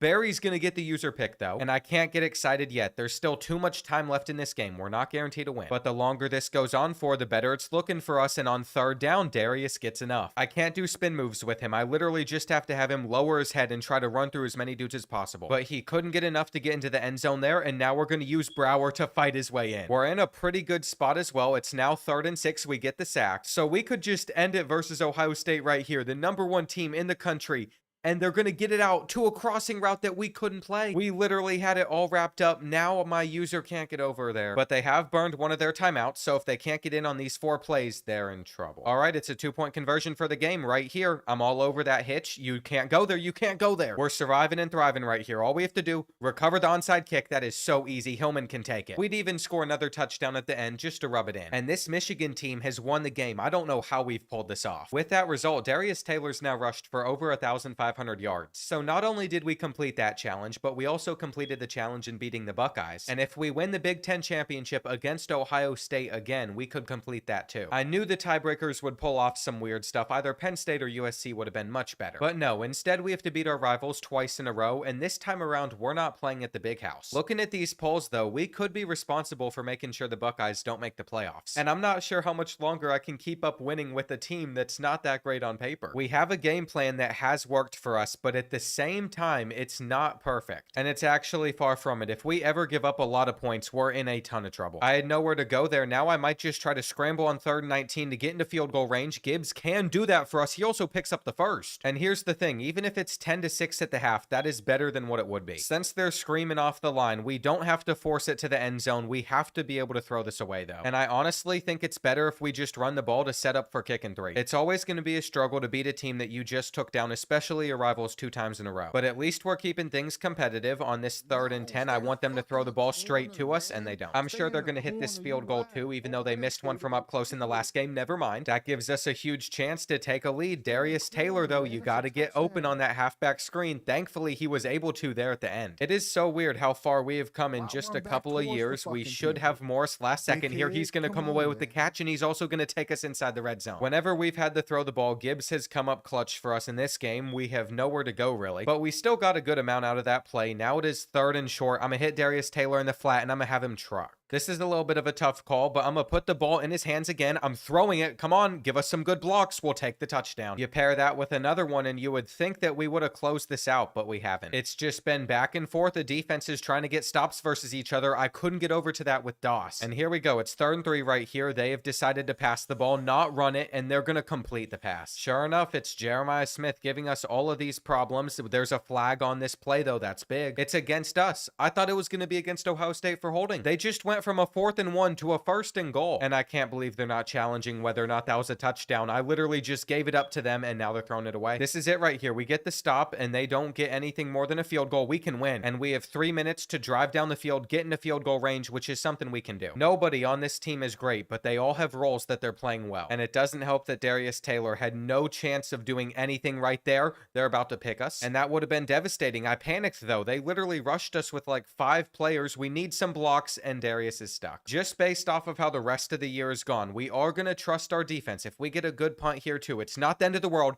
They've picked it up and run straight by us, though. We are in some trouble, though. I've let them get into field goal range. They've just passed against us. And I'm assuming that they're settling for a field goal, or at least trying to. If we can't get over to this run, it's over. They break the tackle. We have to let Ohio State get into the end zone. They're going to run out the rest of the clock and just kick a field goal. Go ahead. Get into the end zone right there. You might be the dumbest person ever. Your coach is going to probably just pull your scholarship. At least if we can drive down the field and win this game in the final minute, they're pressing us well. If we can pull this off, we're going for the 2-point conversion. They are getting in so fast, though, that I couldn't do anything. They're going to beat us. For being in the prime position we were in to then losing that game, that's disappointing. Especially since I don't think they played that well, and we're facing off against Oregon in the playoffs. This is such a bad draw for us. Ohio State is who we'd have to play if we beat the Ducks. And Avery Johnson won the Heisman. We didn't even come close to having somebody in the conversation. That's going to be the hardest challenge to complete with this type of offense. We're not going to throw for a lot. And Darius Taylor had to have been the best running back in the country, but he didn't win any awards. We're also going to lose Tyler Morris, our best wide receiver, to graduation. And I don't think I've signed any receivers in this class. At least that 5-star has elite dev. We need to see elites on these 4-stars as well. That is big. Knowing that the Ducks offense is even better than Ohio State's, I'm a little bit nervous going into this one. But the last time that we played Oregon, it was close, and we get the home field advantage in this game because we're the higher seed. Through the first 2 quarters, though, our defense has put us in a terrible spot. Our offense hasn't been any better. And if the Ducks are able to score any more points and take a 3-possession lead, like they complete that pass, I don't know how we're going to win. I can't believe that they just gave that to them right there. I was literally all over it. I was beating that button too. I was spamming triangle. We missed the tackle, but it's okay. They might not be in field goal range yet. That's what I'm hoping for, and that is caught. We can run commit right here, though. They're going for it. We know that they're probably keeping things on the ground, and this is why we're losing this game. No matter how many adjustments I've made, we simply just can't stop them. We're finally getting exposed after all that's happened throughout this year. And I don't think there's anything that I can do to save this team. Off the rip, I just couldn't keep up with them offensively. All it took was a couple mistakes on drives. And even if they don't get in here, which would be a miracle, and they do, either way, we're down 3 possessions. Our offense is simply just not good enough. I think next year I need to go with more of a passing one. We have the speed to do it. Could this be a big play? No, it's not. The ball was dropped. Now it's 4th down, and they are going to get the interception. We literally just threw it straight to them. I did everything in my power to try and come back, but I couldn't make it happen. And even though we put so many players onto the NFL draft last year, we have one season where we're putting none into the NFL draft, and our pro potential drops down to a C. That's actually so frustrating. We were a playoff team. It's going to cause a bunch of players to transfer out. And this is ridiculous right here. I have to convince like every 5-star and 4-star I got to commit last year to come back to our team. I have 9 persuasions. The worst loss so far is actually Amorian Walker. He had platinum takeoff and platinum shifty with like 99 speed. And Jamerson Gibbs even wants to leave. This is just ridiculous. I mean, a lot of them are going to stay, but we also lost a linebacker, which is another position we're going to need. I'm going to use the last persuasion on Darius Taylor. He is coming back. But we also lost some solid starters to graduation. I'm not sure how this team's going to look next year. It really just blows my mind that even though we had one player drafted into the 7th round, our pro potential drops down to a C. Last season, we had multiple 1st-round picks. I just don't understand how it works this way. I've never run into that before, but they need to fix how they program that in the next game. We could take this guard from Michigan State. And we could also go after Indiana's old quarterback, Taven Jackson. Besides that, it's just a bunch of linebackers and then corners and guards. But all those positions are helpful to this team at the moment, and I just realized we have 43 freshmen. We're going to have a pretty young team for a while, though the transfers do help out. But considering I missed Taven Jackson's hard sell, I don't think we're going to get him, and we lost this corner to Georgia. We didn't need him anyway, though, and everybody else on our board did commit. So that leaves us with a top 10 class, but it was nothing compared to what we had last season. I went through this same struggle at Ole Miss, where somehow every season I kept getting worse, though we're not going to lose pro potential this time around. We have guys that are going to get drafted. That was before training results as well. We'll see how good this team is going into year number 3. 90 overall is not terrible. We have a 96 running back, and this roster is pretty good. I mean, I scrolled through 88s forever, and there's also a bunch of 87s. Plus, our quarterback room has a bunch of interesting options I can choose between still. Brian Snelling's developed really well for us too. I haven't used 50 of my coach points either. So what I've done is I've gone over to the tactician tree and just made sure that our defense gets some boosts. That's the type of coach I've made more. It seems like our coordinators are also going to apply at least some stuff into tactician. And when you pair that plus encouraging the worst players on the team to transfer, your overall is going to shoot up. There's too many freshmen to get it higher than a 91, but I need to figure out what playbook we're using because I still want Darius Taylor to get a majority of the touches. I mean, he's a 96 overall. We might just have to stick with Penn State's and have him rush for a ton of yards. He's our best chance at winning the Heisman. He isn't on the preseason Heisman watch though, which is kind of weird. And once again, non-conference isn't looking too bad. Number 20 Oklahoma's on there, though conference play we have Penn State, Oregon, and Ohio State. We also have a couple team needs to deal with in recruiting. I'm just happy to see that at all our positions we have an A grade in pretty much everything. And look at that, the number 1 player in the country, Marco Durbin, has us as the first school that he is interested in. I'm hoping that we're able to bring him in along with some of these other 5-stars. I'm really only going after the best players I can find because keeping it realistic, I don't think these 4-stars are ever going to do much for us. Our biggest championship window's probably over the next 2 seasons. I'm really leaning towards next year, but it could happen this season as well. We've only improved our team and we made the playoffs. So my expectation was we'd come out and destroy Western Michigan, and we've done just that. Now it doesn't look the best in the 3rd quarter because we're only up by 17 points, but you have to understand it was never a contest, and Darius Taylor went off for 3 touchdowns. I'm not sure if I've ever had a running back win the Heisman, so I'd love to at least see him get in the race. Jackson Arnold's here though, and that's a little strange to me. The Sooners are coming off of a loss, and I'm hoping we can give them another one. Ideally though, this game is not going to be close like it was last year, and it's looking like it's not going to be. We're about to go up 17-0, so Darius Taylor's put us in a good spot. But as great of a first half as this has been, I also have to credit our defense. They've held up super well, and to end this first half, we're thrown for a touchdown. Plus, we should start the 3rd quarter with another, so it's not getting any better for the Sooners. It's like we're playing the real-life Jackson Arnold. They've even had to make a quarterback switch because of it, and that's what got them on the board a couple times, but it still wasn't enough. Once again, Darius Taylor had 3 touchdowns, but the Heisman watch list updated, and he is still not up here. So against UTEP, I guess we're gonna have to see him go off for even more. The thing is, his stats are never gonna top what Ashton Jeanty's doing this year in real life, but I still think he could win the Heisman. But if that's gonna happen, we need him to end this game with 1 more touchdown, and he has it. Like expected, this one has not been close, but it was the best game that Darius Taylor's had so far, and we just need this to continue in Big Ten Conference play. I will say our offensive line looks a lot better than it was last year, but we have number 3 Penn State and at number 12 Oregon coming up, so we can't get too comfortable. The polls aren't really respecting us. We've somehow fallen down to number 6, but maybe we'll be able to move back up if we're able to blow out the Bruins. It's another home game, so we've definitely had a pretty soft start to the year, but the tight matchups are coming. We have not been able to pull away from UCLA at all. We're only up by a touchdown, and I took a risk going for it on 4th and inches. It paid off though, and now Darius Taylor gets us a first. The problem though is they know the run is coming, so we're having to throw for it on 3rd and 8. Gibbs is going to step up, and our defense was critical to our success last season. It's going to be the exact same way this year. They've thrown it straight to and we have a chance to return it for 6. That was kind of the end point of the game. We just get a touchdown after that, and there was no way they were coming back from there. But because Darius Taylor didn't have a rushing touchdown, we had our quarterback Jamerson Gibbs winning player of the game with a terrible stat line. I might be fixing Michigan in this video, but I really haven't fixed their passing attack, so I'm not surprised we haven't moved up in the rankings, and I just don't want the Big Ten to be as competitive as it was last year. There is still not a peep about Darius Taylor in the Heisman watch, and just considering how some of these recruiting battles are going, I think I can say it's not going well. We have lost a lot of battles, though we did sign Lyle Davis, and I'm hoping to pair that 5-star with 5 other 5-star signings, but that's going to be a long shot. We really don't have many team needs. I just want to build the best roster possible, but by this point in the rebuild, the transfer portal is much better for what we need. Once again, we're playing at home, and the first time we've been able to cross midfield wasn't until the 3rd quarter. I'm afraid that just like last year, we could be a little bit fraudulent, but we have that home field advantage on our side at the moment, and they can't do a thing. We also have some very fast receivers out there on the field if we ever want to try to go deep, but if we're ever going to take that shot, we have to get the right look, and I'm not sure this is it. They're able to keep up with us. You know the bailout is coming though, and that is going to help out. So we have a new set of downs, and I'm going to keep on trying to let Darius Taylor go to work. With how wear and tear works on this game though, we can't have him taking every carry. We need Brower to come in and just run through dudes, and that was a nice little way to end the quarter. All it takes is one big play breaking off, and we'd be doing so much better. Darius Taylor's run is going to get called back though, because that flag popped up. I knew it was going to be holding. The blocks were too good. This is where we have to see what our team can do through the air. Have we improved in that regard at all? Our crossing route is going to be brought in by Bell right here, and surely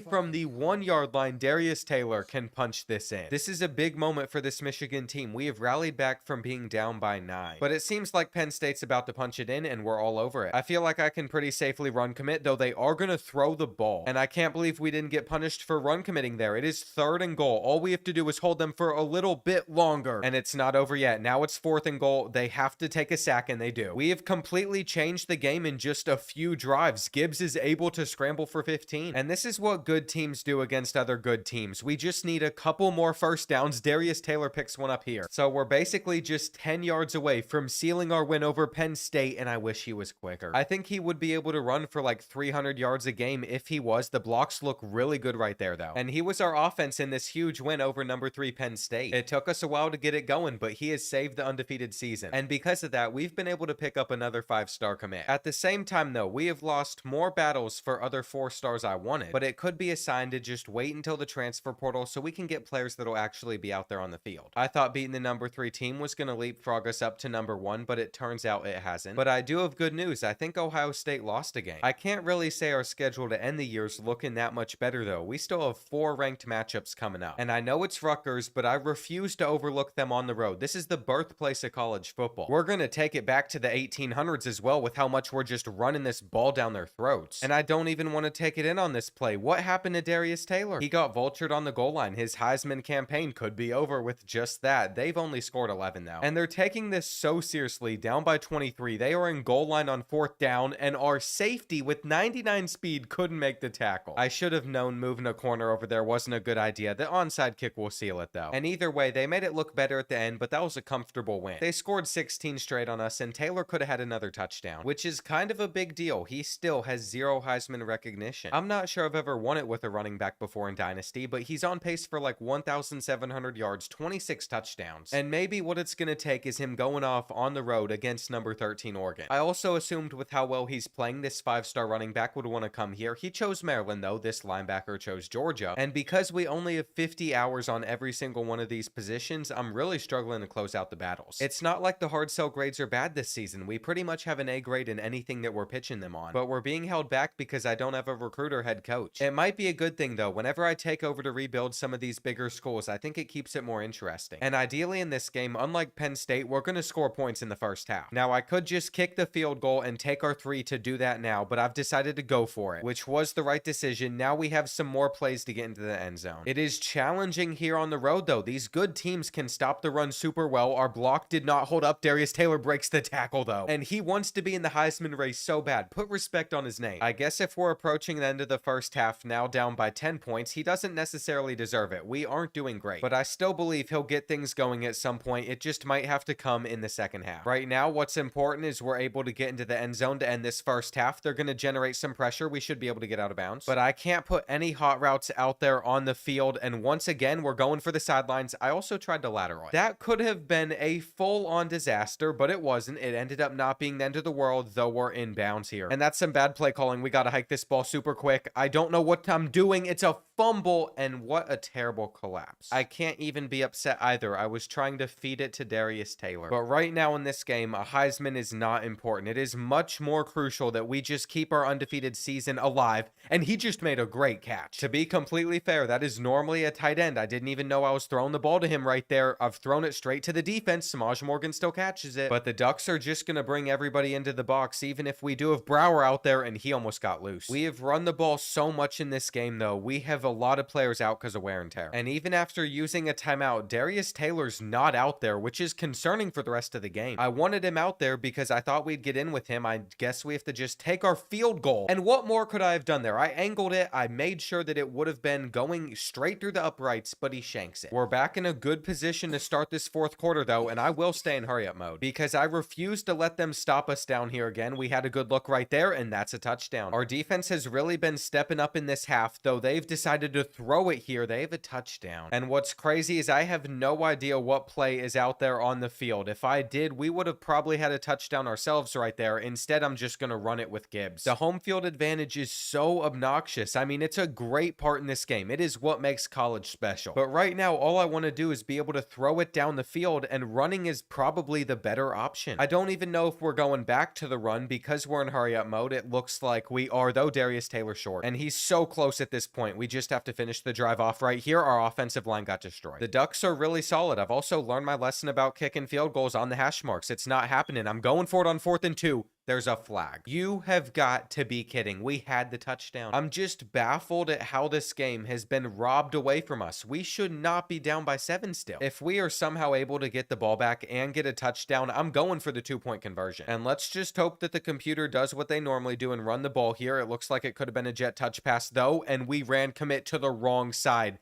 They're going to break free. Can somebody at least knock him out of bounds? No, we missed the tackle, and that might actually be a good thing. We still have all 3 of our timeouts. We're just going to have to score a really, really fast touchdown, and that is perfectly over the zones. I also would love to point out, Oregon has not pressed us all game, but now that they need to just come up with one final stop, they're pressing us, and they are still keeping up with Morgan. Then you got Snelling and his 99 speed over on that side. But the passing attack simply isn't there. We have been a run-heavy team, and I don't know what to do at this point. Come on, Moore. Pick up the first. Keep the hopes alive. Jamerson Gibbs has thrown for 255 yards. I mean, this is probably one of his better performances all year. We actually should have a touchdown if that's on the money. But we have work to do, and since I know I want to go for the 2-point conversion anyway, I'm going to do it right here. This game is not over. In fact, I'd argue it's far from it, though they are already rushing for a first down. I've knocked him out of bounds, and I'm just puzzled at how we're going to stop this man. Wait, where's our 3 timeouts? I'm actually so confused right now. We only have 1 left. They have come out to take a knee on 3rd down. There's still going to be some time remaining, but it's not very much. They're punting it with 12 seconds left. I'm just going to call for the fair catch right here, and I guess we'll see what we can do with 7 seconds left. Over on that right side, they decided to press Snelling. I don't know why you would press Snelling, and I don't feel bad. I don't feel bad. I don't feel bad. I don't feel bad. They did a dumb thing. They did a really dumb thing, and we lost one of our timeouts at some point. But I think it's because I called it to get Darius Taylor a touchdown, and we're still going to win. The comeback was completed. I couldn't think of a more perfect ending, but I will continue to preach that in college football 26, the computer better not press in such stupid situations. That is literally the one thing that makes Heisman mode only a little bit easy. But besides that, it is challenging, and right now we are alone at the top of the Big Ten standings. I'm excited to play Minnesota as well. This is the team that Darius Taylor transferred in from, but I should have known it wasn't going to be an easy win. Instead, they have a chance to take a lead with a few minutes left. My dream scenario going into this was we were about to put up a ton of points, and Darius Taylor had like 4 touchdowns, but no, he is 0, and that's a bad throw. If Minnesota's quarterback wasn't selling, we'd be in a ton of trouble. Here we go. It's 4th and 7 now. All we have to do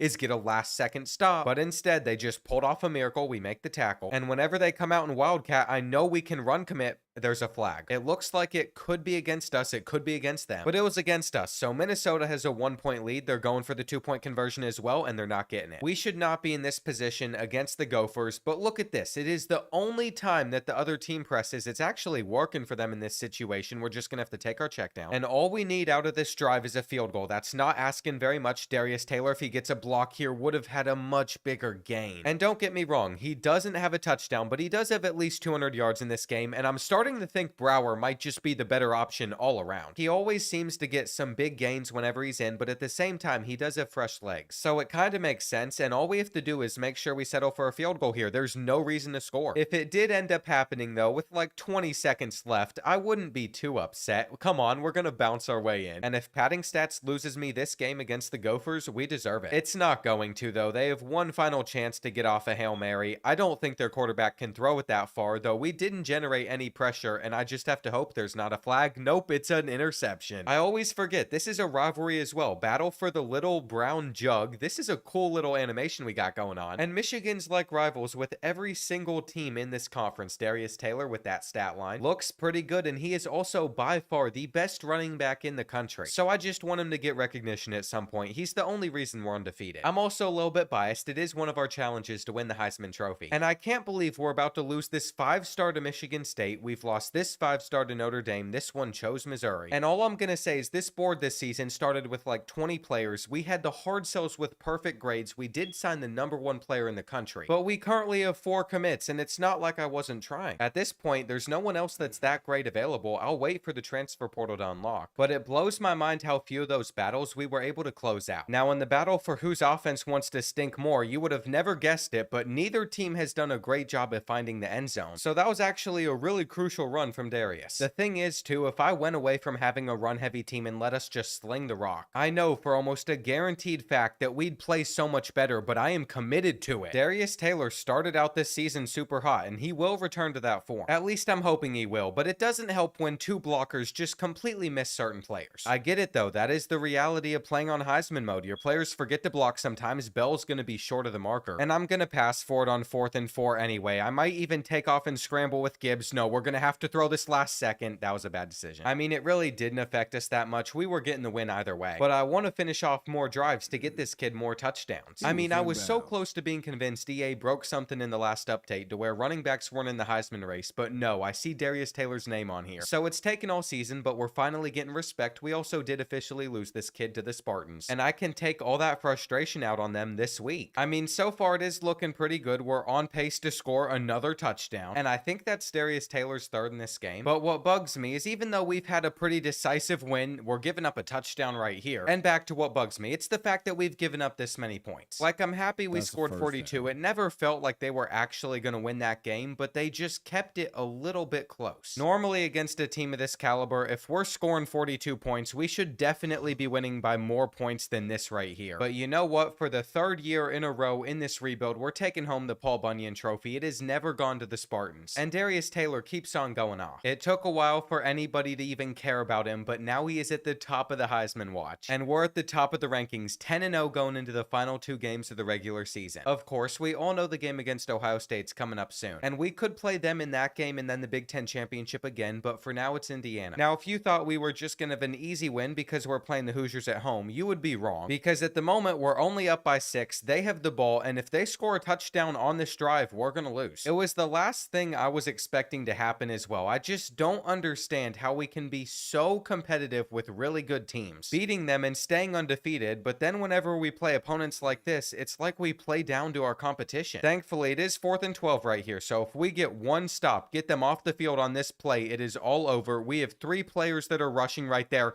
and we are going to get the interception with Edmond. I wasn't sure if he was going to play that. You know, I'm just thankful that we came out on top. But it really makes me question whether or not we're good enough to win it all. And that's a weird thing to be wondering whenever we're currently 11-0. All I'm hoping for is if we can beat the Buckeyes, we don't have to play them in the Big Ten Championship as well. But that's much easier said than done whenever we have to go on the road to do so, and I think I saw some snow. I feel like snow games are pretty rare on this game. On 4th and inches, we're gonna pick it up. But yeah, snow games seem super uncommon, so whenever they happen, I'm pretty thankful for them. By now, this team has literally just become a running simulator. We're getting closer to the end zone now. And both teams have scored a touchdown, but they missed their extra point. I'm not sure if we're gonna finish this drive off, though. The blocks are not holding that well. And I've hurried it up to just go for it on a 4th and goal. I'm gonna flip the run, see if that makes a difference. Nope, they shed it. They also have it on the 3-yard line. It's gonna be hard to get a safety here, and they just slipped right out of there. If we can't catch them with Edmond, they're getting a touchdown. Even if our defense has played better in this game, this could not be a potential worse ending to the half. And I can't believe it, but because Jaden Fielding graduated, they have to punt it on the 34-yard line instead of kicking 3. They no longer have a great kicker, and I'm also going to try and just send something up. There was a flag on this play, so I'm going to assume it's against the Buckeyes. But no, it was against us, so I'm glad they didn't pick that off. It's kind of weird. In this rebuild, we have a very fast receiver, but he doesn't seem to be able to outrun defenses at all. On the run, we are not going to make the catch. And that was such a terrible ending to the first half. Here in the second half, I'm trying to at least do something offensively. But with all the snow on the field, I can barely see the receivers that are even out there, and I'm thankful we're getting the first. It doesn't matter who we play, though. All of these games recently have been close. Darius Taylor pulls off the hurdle, and he did all of that for 1 rushing yard. I mean, he's just struggled. It stinks for him. His stats aren't going to be as good, but we can step up to get the tutty. And the longer this game goes on for, the better I'm feeling about it. Right now, we're going to stop them on a 3rd and 10, but the longer the game's gone on for, they've been able to keep it a 1-possession one. We'll see if they pick up this 3rd and 19. I'm guessing not. And even with 3 timeouts left, they're going to go for it right here. That doesn't surprise me necessarily that much. It makes a lot of sense. They're trying to test my user. But since it didn't work, that means we can pretty much just close this one out. Darius Taylor's also getting a big run right here, and he's getting sticky too. That could sound concerning, but I promise it is just snow that is on him. We're not getting in. And all he has to do is just finish this drive off for us. Come on, buddy. Get in. If he can't take the last 6 inches here to get the touchdown, I'm just going to lose my mind. But finally, the less than a yard of field between him and the end zone doesn't matter. And there's simply no way Ohio State comes back with 30 seconds left. They're testing us. Why would you ever do that? We have played better defensively against Ohio State than Michigan State and Indiana. And it's weird, but as long as we're winning the game, I don't really care. Darius Taylor also had some really good numbers, 31 rushing attempts. But guess what? We have to play Ohio State in the Big Ten Championship again. Even though we've had an undefeated season last year, this is where we started to collapse. But also like last year, we have a chance to knock them out of the playoffs. Not only is that trophy on the line in this game, though, a Heisman Trophy is as well. And that's 2 challenges that could be knocked off, so I'll take it. After that touchdown, we'd score another, and we could also start the 3rd quarter with one. But because that 3rd and 3 went nowhere, I'm gonna take our field goal. If I learned anything from the last game, it is definitely just trust our defense. And the Buckeyes are the ones that are getting greedy with it. They're going for it on 4th down, but they're gonna pick it up. It should be no surprise that would also lead to a touchdown, though I think we have them beat deep right here. Snelling's gonna make the catch, and right now it's looking like we're gonna go into the 4th quarter with a 3-point lead, though I'd like to make it more than that. I already said I was gonna play it smart, so we'll kick our field goal. That could have been inaccurate, and trusting our defense could be big right here. They're gonna go with play action, though we should have everything covered. Tylenol Precise with maximum strength lidocaine provides long-lasting targeted relief for up to 8 hours. Our new Xfinity gateways can support hundreds of devices. Up your internet game. Am I right? I'm over here.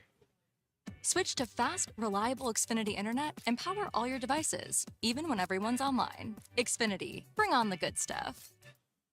I don't understand why our DB in that zone just didn't play him. But now it's 3rd and 4. If they don't pick this up, they might go for it on 4th down as well. It's just they've run it again, and he's so fast. If I could use a player like that instead of Darius Taylor, I'd have so many rushing yards. And all of a sudden, it's 3rd and 8. We're down by a point. I have him in motion right here, and we just didn't get open at all. That route beats man-to-man coverage whenever you have good receivers, but it seems like they're just going to keep on getting the first downs. And this is the exact same same thing that happened last year, losing to them in the conference championship. Like, we know exactly what's coming. I just don't know if we can stop it. And if I had to be honest, I'd argue that they've had the better running back in this game. We could get them off the field right here, though. Make the tackle. They're short. I can't believe that Ohio State is going for this right here. We just got a run commit. Come on. I'm not sure our blocks have ever looked that good all season. Now we are trailing by 8. And there's only 3 minutes left in this game. I'm going to try to take a shot, though they just got in pressure. And I have to remember, this is not a passing team. This is a running team, though we're going to get something with Bell here. We do need to score pretty quick, though, because they could stop us on the 2-point conversion, and then we'd have to get the ball back again. So as much as I do want to try and run the ball, it's probably best that we don't do it that much, and that is cover 3. We're now inside the red zone. This has been a solid drive. Throwing it straight to them, though, was a very bold move. I couldn't tell you what I was thinking. I really couldn't. There's no explanation. Like, that was actually the worst thing I could have done in that situation. Now it's 3rd and 10. They're throwing the ball. They are not running it, which is very interesting. We could get a safety, and we have been bailed out. I don't know why. I don't know why Ohio State did that right there. But we win this with a touchdown now. It is too premature to think about celebrating if we can get a touchdown to end this game, but I am already foaming at the mouth thinking of it. That would be so sweet. With almost a minute and a half left on the clock as well, we don't have to throw it every play. We can try to run. It is 3rd and 7 now, though, so we should probably be a little bit more careful. Our zig route is going to get open to Bell. That's been a staple this season, or just this rebuild in general. I have gone back to that passing play a lot, and they played the ball. They played the ball there. We have 2 timeouts left. We basically just handed them the game. I couldn't tell you how terrible that feels. I'm not even sure what I was thinking. But hang on. Oregon did this exact same thing versus us. They took a knee instead of trying to run a play. They're also not going to run the clock down all the way. I've seen it happen too many times. So we're going to have multiple plays to get into the end zone. I shouldn't have fair caught it. And guess who's not coming out pressing? I'm actually really impressed with Ohio State right now. This looks like some good defense, though we're going to complete it. And we're just going to have to hurry up to the line right here. We have one final play. We're going to get the snap off. We might have a touchdown right here. We just have to make this catch, and we do. It is absolute cinema in Lucas Oil Stadium. We have taken down the Buckeyes on the final play. We'd have to hit the extra point. Hang on. And how have we just survived against them and both Oregon this season? This might be the greatest rebuild I've had on College Football 25. There's been so many amazing clutch wins, and us getting this trophy knocks off the 4th challenge in this video. It felt like I was literally trying to hand Ohio State that game. Now, coming up on this week, it is time for awards, and the Heisman Trophy winner, we won Coach of the Year, but I am nervous. If our coordinator award pops up here, that means we're not seeing the Heisman yet. But I've gone through this process a couple of times in rebuilds. The Heisman one should be after that, and it's going to Nico. Okay, 50 touchdowns is definitely impressive in all for a quarterback. I mean, he needed 4,000 passing yards. We're just going to get pretty much every single award because we were a top team. But we had almost 2,000 rushing yards and 25 touchdowns. We also had over 1,000 yards after contact. Yes, more than half of these yards came after contact. And we almost rushed for more yards with one player than our quarterback was able to throw for. Our receiving stats aren't going to look good. We knew that. But more importantly, looking at the challenges list, there's still 2 left on here for me to complete. I tried so hard to win it with a running back. I couldn't make it happen. That's why I'm rooting for Ashton Jeanty in real life. And looking at the 4 signings that we have made, we have 1 elite dev on here. I really hope I don't choke one of these playoff games. I feel like we should be good enough to win it all. But Clemson's probably going to be good too, and I also just noticed that both Sam Houston and Hawaii made the playoffs. That's got to be the first time I've seen both of them make it in a Dynasty sim so far. Clemson does average more points than us, but we have the overall advantage and a player that should be super upset they didn't give him the Heisman. You all can let me know in the comments if Nico's 50 touchdowns was enough to deserve the Heisman. I just feel like we had the better season. We're struggling a little bit with Clemson here though. We are going to run it in with our quarterback, and we all knew that this one was never going to be a blowout. That's not how the rest of the year has gone for us, but we get the stop. To be honest, I think the biggest issue I have had when it comes to even moving the ball is the playbook, especially in the passing game, because let me just tell you, Penn State's is not good at all, but we should hit this 57-yard field goal. And after getting another stop, we're in a position where we could score another touchdown and go up by 2 possessions right here. It's okay. Your hair is thinning, but you're not alone. Rogaine is clinically proven to help regrow hair and stop further hair loss with continued use. So take action with Rogaine. Rogaine. Keep your head in the game.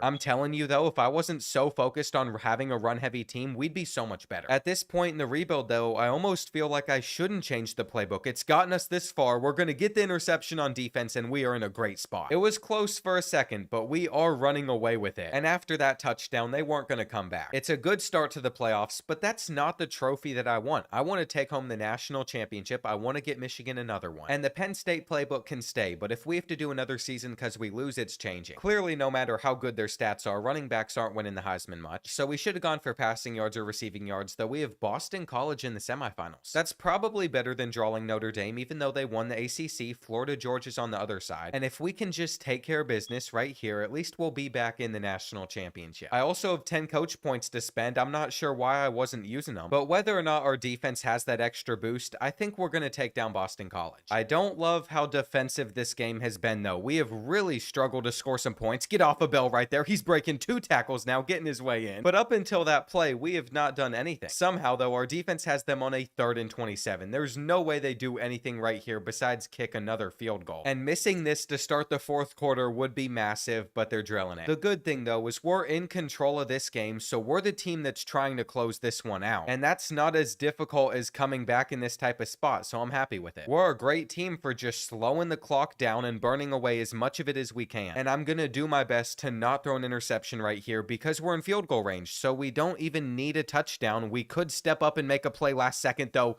That was almost picked. Whenever I say I'm going to do something, I normally end up doing the opposite. I don't know why, but we're still in a pretty solid position. It is 4th and 4, and they don't have anything open. They have nothing open. Their quarterback's still up, though. For a split second, that was a little bit concerning, but we held them to 6. And one thing I can say about this video is I've not changed up the Michigan brand of football. Florida's a great draw because it easily could have been Georgia, but they beat them by 3. This is it. This entire rebuild comes down to this. Can we finish the year with an undefeated season? They score 37 points per game, but they're an 86. I would almost like another season in this rebuild just to try and complete the Heisman Trophy challenge. But you have to be careful what you wish for because at the moment the Gators have a lead over us. I'm gonna have to throw it over that linebacker's head. And we could end the entire thing right here with a championship. That looked fast. Why couldn't Darius Taylor do that the rest of his career? Like, that type of explosion was incredible. Now on this 3rd down, they just routed us up. They're about to score a touchdown, right? Responded back. They did a play later. I'm not too happy about it, though. We could go for a big play. Except the issue is even though our receivers are like 90 overalls, I think we have 3 of them. They are so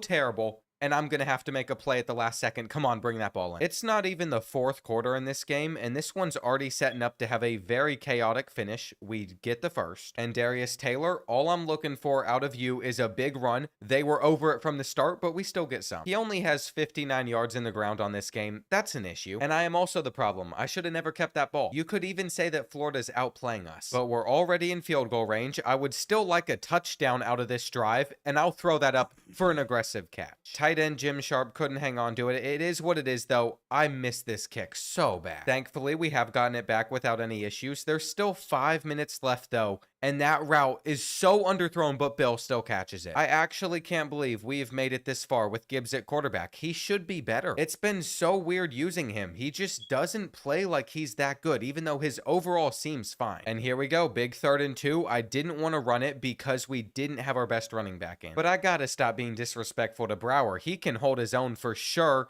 and this is not a great decision. For whatever reason, I thought I could fit that in there. Now they're getting instant pressure. And if we don't score a touchdown right here, all we're going to be able to do is kick a field goal to tie it up. I almost want to just try to run in with Gibbs. He makes it there. That is a big play from the sophomore quarterback. We really needed it. And for whatever reason, I feel comfortable right now that we're on defense in this spot. I know we can get a stop. I for sure won't run man-to-man coverage again because we saw what happened whenever I did that. They've thrown it straight to us, and that is exactly why I trusted relying on our defense. Hill is going to be able to take this back to the crib. Don't celebrate too early. Since the Gators beat my Wildcats in real life this season, badly too, it's going to feel good if we can close this out. And by now, I will say, I have completely given up on Kentucky football this season. I have no more hope left. I'm rooting for as much chaos in the college football space as possible. And not only are we getting the interception, but we might get another pick 6. We got to make DJ Lagway miss. We have done that. There's another player coming, and that was Kerry Doss that made the play. I moved him over to free safety. Great decision with 99 speed. But more importantly, we have a national national championship, and it only took us a few seasons. I'm not gonna have another chance to win the Heisman Trophy though, because this is the end of the rebuild. But I did my best. I suffered through using Penn State's playbook on offense for the entire video. And nobody should be surprised that Darius Taylor was a first-round pick. But that's gonna do it for this rebuild, and you better hope that your team doesn't lose in this upcoming weekend, or else you might see me rebuilding them next Tuesday.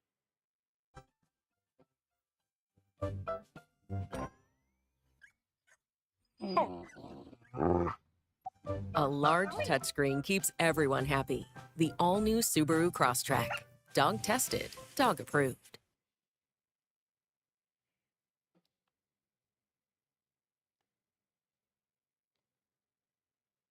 I created my own school, the Southern Kentucky Stallions, and we struggled in our first season. Last year, we went just 1-11.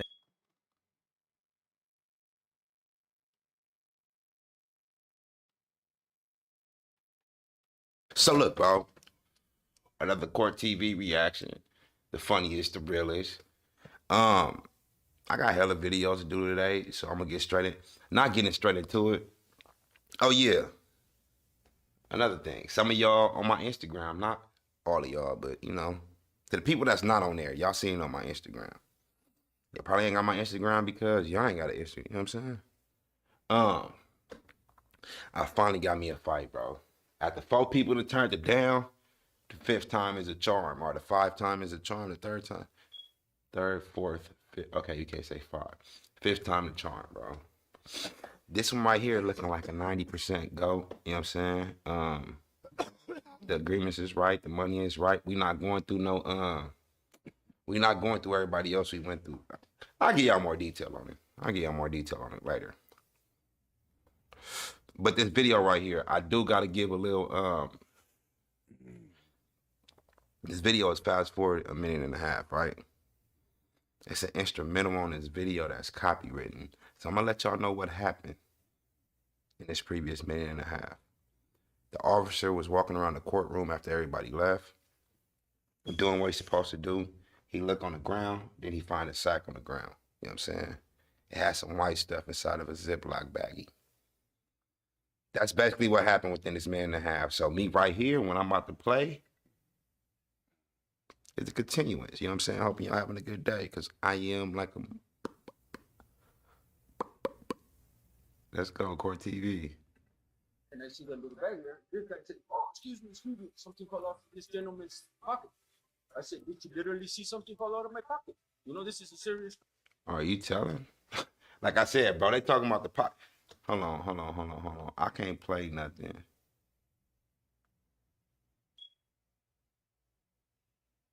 Hold on.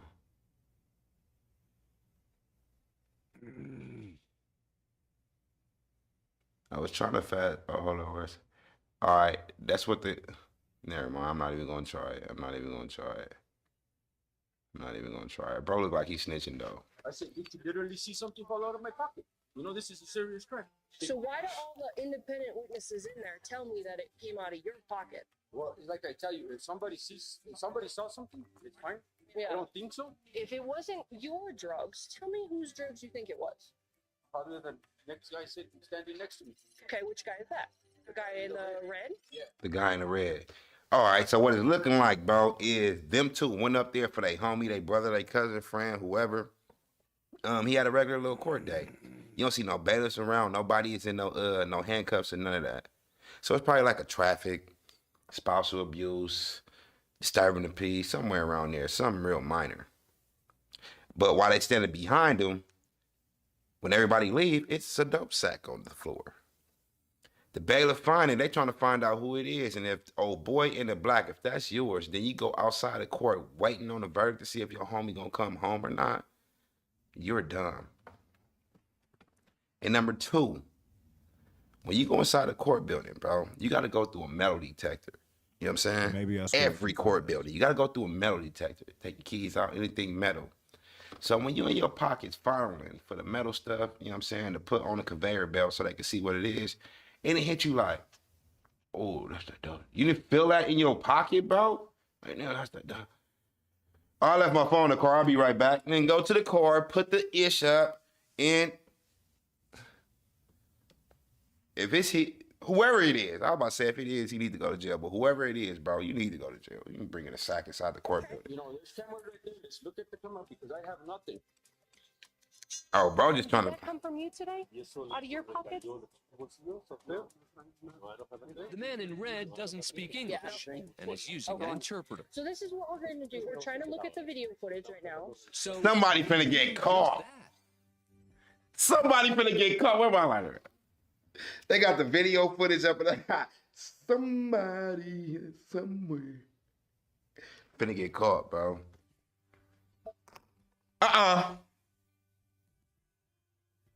Did you see that? Look again closely. My guy in the red. Clear. In the courtroom, there's video. My guy in the red, you're going to jail.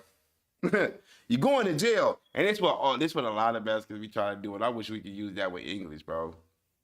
If they get caught up and they don't know what to say, they just gonna say, habla español? They gonna act like they don't know no English at all, bro, and I promise you, they don't be knowing, but they know the basics. Is this drugs yours? No, English. And it recorded it coming out of your hand or your hat. Oh. Your hands behind your back. You are under arrest. Turn around. Place your hands behind your Turn back. around. Juan Vibriesca has narcotics possession and a bond violation added to the drug charges he was already facing in court. Oh my God. This is what happened. How is he in his regular clothes and he was already facing charges in court? But he was supposed to be in jail. I know that kind of messed y'all up a little bit, right? This is what happened. Bro got caught up for drug possession, right? When he got caught up, they gave him an OR, which is your own recognizance.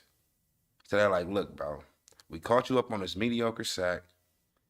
We're going to let you out. You know what I'm saying? They probably kept him for a few hours. We're going to let you out.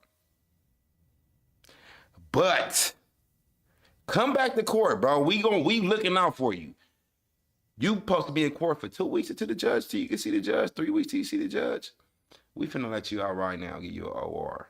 But in 3 weeks, bro, make sure you come back to court. What he do, he goes back to court 3 weeks later. But then, mind you, he going to court for a drug case. So when he goes back to court, he brings some more work with him. And that was a personal use. It looked like it popped out his hat. That was personal use. It's like this much, bro. How dumb can you be? You deserve to go to jail. You deserve to go to jail. Getting arrested again? You are. You can't have cocaine. It's illegal. And it's really bad when you drop it in the courtroom in front of the judge. Yeah. Bro, what kind of, If you own a vacation home on Airbnb, you might attract someone looking for.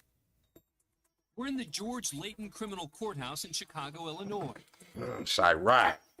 Judge Joseph Claps strolls through the lobby, as he's done plenty of times over his 20-year career. That's my first time thinking it is, but I don't think a judge should be walking around like that by itself, bro. Judges need security. I ain't gonna lie. They be putting away El Chapo, Big Meech, and he just walking out like it's supposed to be cool, bro. Y'all might say, Ghost, you tripping, but that just hit my mind seeing him walk through there like that. Like, bro, you need security. I'm not even gonna lie. You like a rapper out here. Only today, he dropped something on the floor. Normally, this wouldn't be a big deal. Only the item that Claps drops on the floor is reportedly a loaded satin silver revolver. Whoa! In Illinois, weapons, even if you're properly licensed, are prohibited inside courthouses. Whoa! Look how they looked at him. I was like, bro, need to be with El. Look, he needs security. But he on the same thing I'm on, bro. I'm a judge. I'm not finna be out here cost living. You know what I'm saying? You giving people football sentences. And it's kind of messed up that the judge they got inside of a courtroom, the judge is top tier. You know what I'm saying? Then you got the little bailiffs, then you probably got the lawyer. Anyway, the judge is top tier, bro. And they keep saying the law is above nobody. The judge walked through that building every day, bro. When he walked through that metal detector, it goes off. They don't check him. And if he don't walk through the metal detector, he walks around the metal detector and they just be like, that's the judge, you go ahead and let him go. But everybody have a bad day, you know what I'm saying? He could have came to that court building and off everybody. And off everybody. You see how the two ladies look like, oh my God, that's a pistol. And how you drop your pistol out. An officer on duty.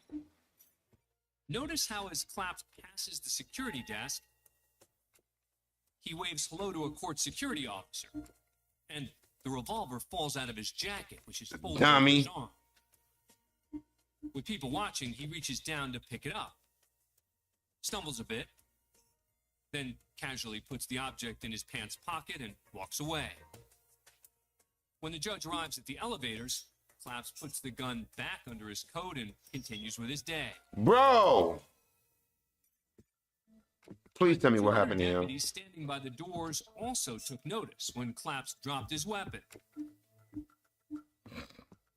While they didn't take immediate action, they later report the incident to a lieutenant.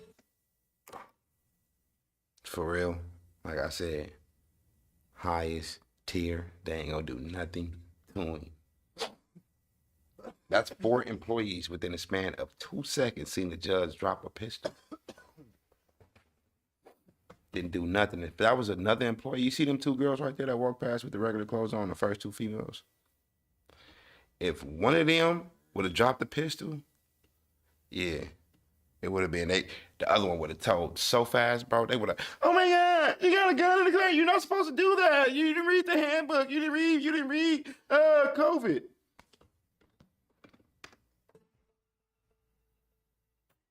Claps, who did have a valid firearm owner's ID card and a concealed carry license, is charged 3 days later. Carrying a concealed weapon. Bro, he got 2 hours and 12 minutes. Class B misdemeanor. 2 hours and 12 minutes. He didn't get no time for that. The judge was placed on administrative duty and faced up to 6 months in jail and a $2,500 fine if convicted. And he didn't get convicted. But just 3 months later, and despite eyewitness testimony from the 2 deputies, he's acquitted of the charge. Told you! Told you! Told you! Top tier? This country is so messed up, bro. Let me go up in there and let me have a license. Let me go in the courtroom because he is no bigger than me at this point, bro. You off duty, therefore you're a civilian. So let me go in the courtroom. First off, they ain't even gonna, they not finna charge you for smuggling it past the security in the where the metal detectors are, bro. Anyway, let me drop it, have my license. I'm going to jail. Straight up, I'm going to jail. He's facing a 6-month and a $250,000 fine. And whoop, yeah, right, acquitted. With no court. He didn't even go to court for that. They were just like, bro, we just gotta let this ride out for a minute and then we could throw it away. He's top tier. You know what I'm saying? The court ruled the prosecution had failed to prove beyond a reasonable doubt that the object Claps dropped was actually a firearm. Oh my God! No. I can't. I'm about to cry. It's Valentine's. Not even no funny stuff. I can't believe they let this happen, bro. To do something stupid. Stacey Ochoa has spent hours observing the day's proceedings. They said they didn't have enough proof to prove that it was a gun. You see what I mean? They in Chirac. Go to Old Block. They can have a dude walking down the street with a drone shot that's 1,000, 10 million, billion feet in the air. Take a picture of the homie walking to the store. A small thing pointing on the shirt, that was a gun. We have proof. How, bro? You up there with God. How that drone take a picture of my thing? No matter, life. And that's it. We wouldn't have heard no more of the homie. The case would have been over. But him, we know the courtrooms, they made that blurry on purpose. You in the court building, bro. We know they got the best cameras. They got 10K, 6K, 8K TVs in their cameras, bro. They seen that. Blurred the They said he was there for how long? 22 years? posing as a criminal justice student. Sitting in the gallery, Ochoa takes a few minutes to chat with lawyers, then approaches the bench, presumably to continue the discussion. Moments later, she takes a seat in one of the chairs reserved for inmates waiting to see the judge. As the lawyers turn their attention to the clerk, Ochoa slumps back. Now pay close attention to her left hand. I'm about to tell you exactly what she finna do, bro. Whoever in jail right now, they got them a rider. Because what happened was she came into court. Her whole objective was not to see her dude, but while she there, she was gonna see him. Her whole objective is to smuggle whatever it is old boy told her to smuggle. When you come in that room, sit in them chairs right there, she's smuggling right now, bro. When she get up, the inmate's gonna walk right over there, sit down, and pick up what she left or what she dropped. That's how they get down. Usually they'll do it, they'll have the female go to the bathroom, go ahead and put something like up in the toilet paper roll, you know what I'm saying? And then the inmate that's on cleanup duty, whatever inmate it is, you like, look, bro, I'm gonna go ahead and throw you like 3 soups and 3 noodles. My girl come up in here, she about to go to the bathroom, drop some, go up in there, clean up duty, pick it up, bring it back to me. All right, bet, boom. That's how it usually go, but she is bold doing it up in the courtroom, bro. They did not think about them cameras, you know what I'm saying?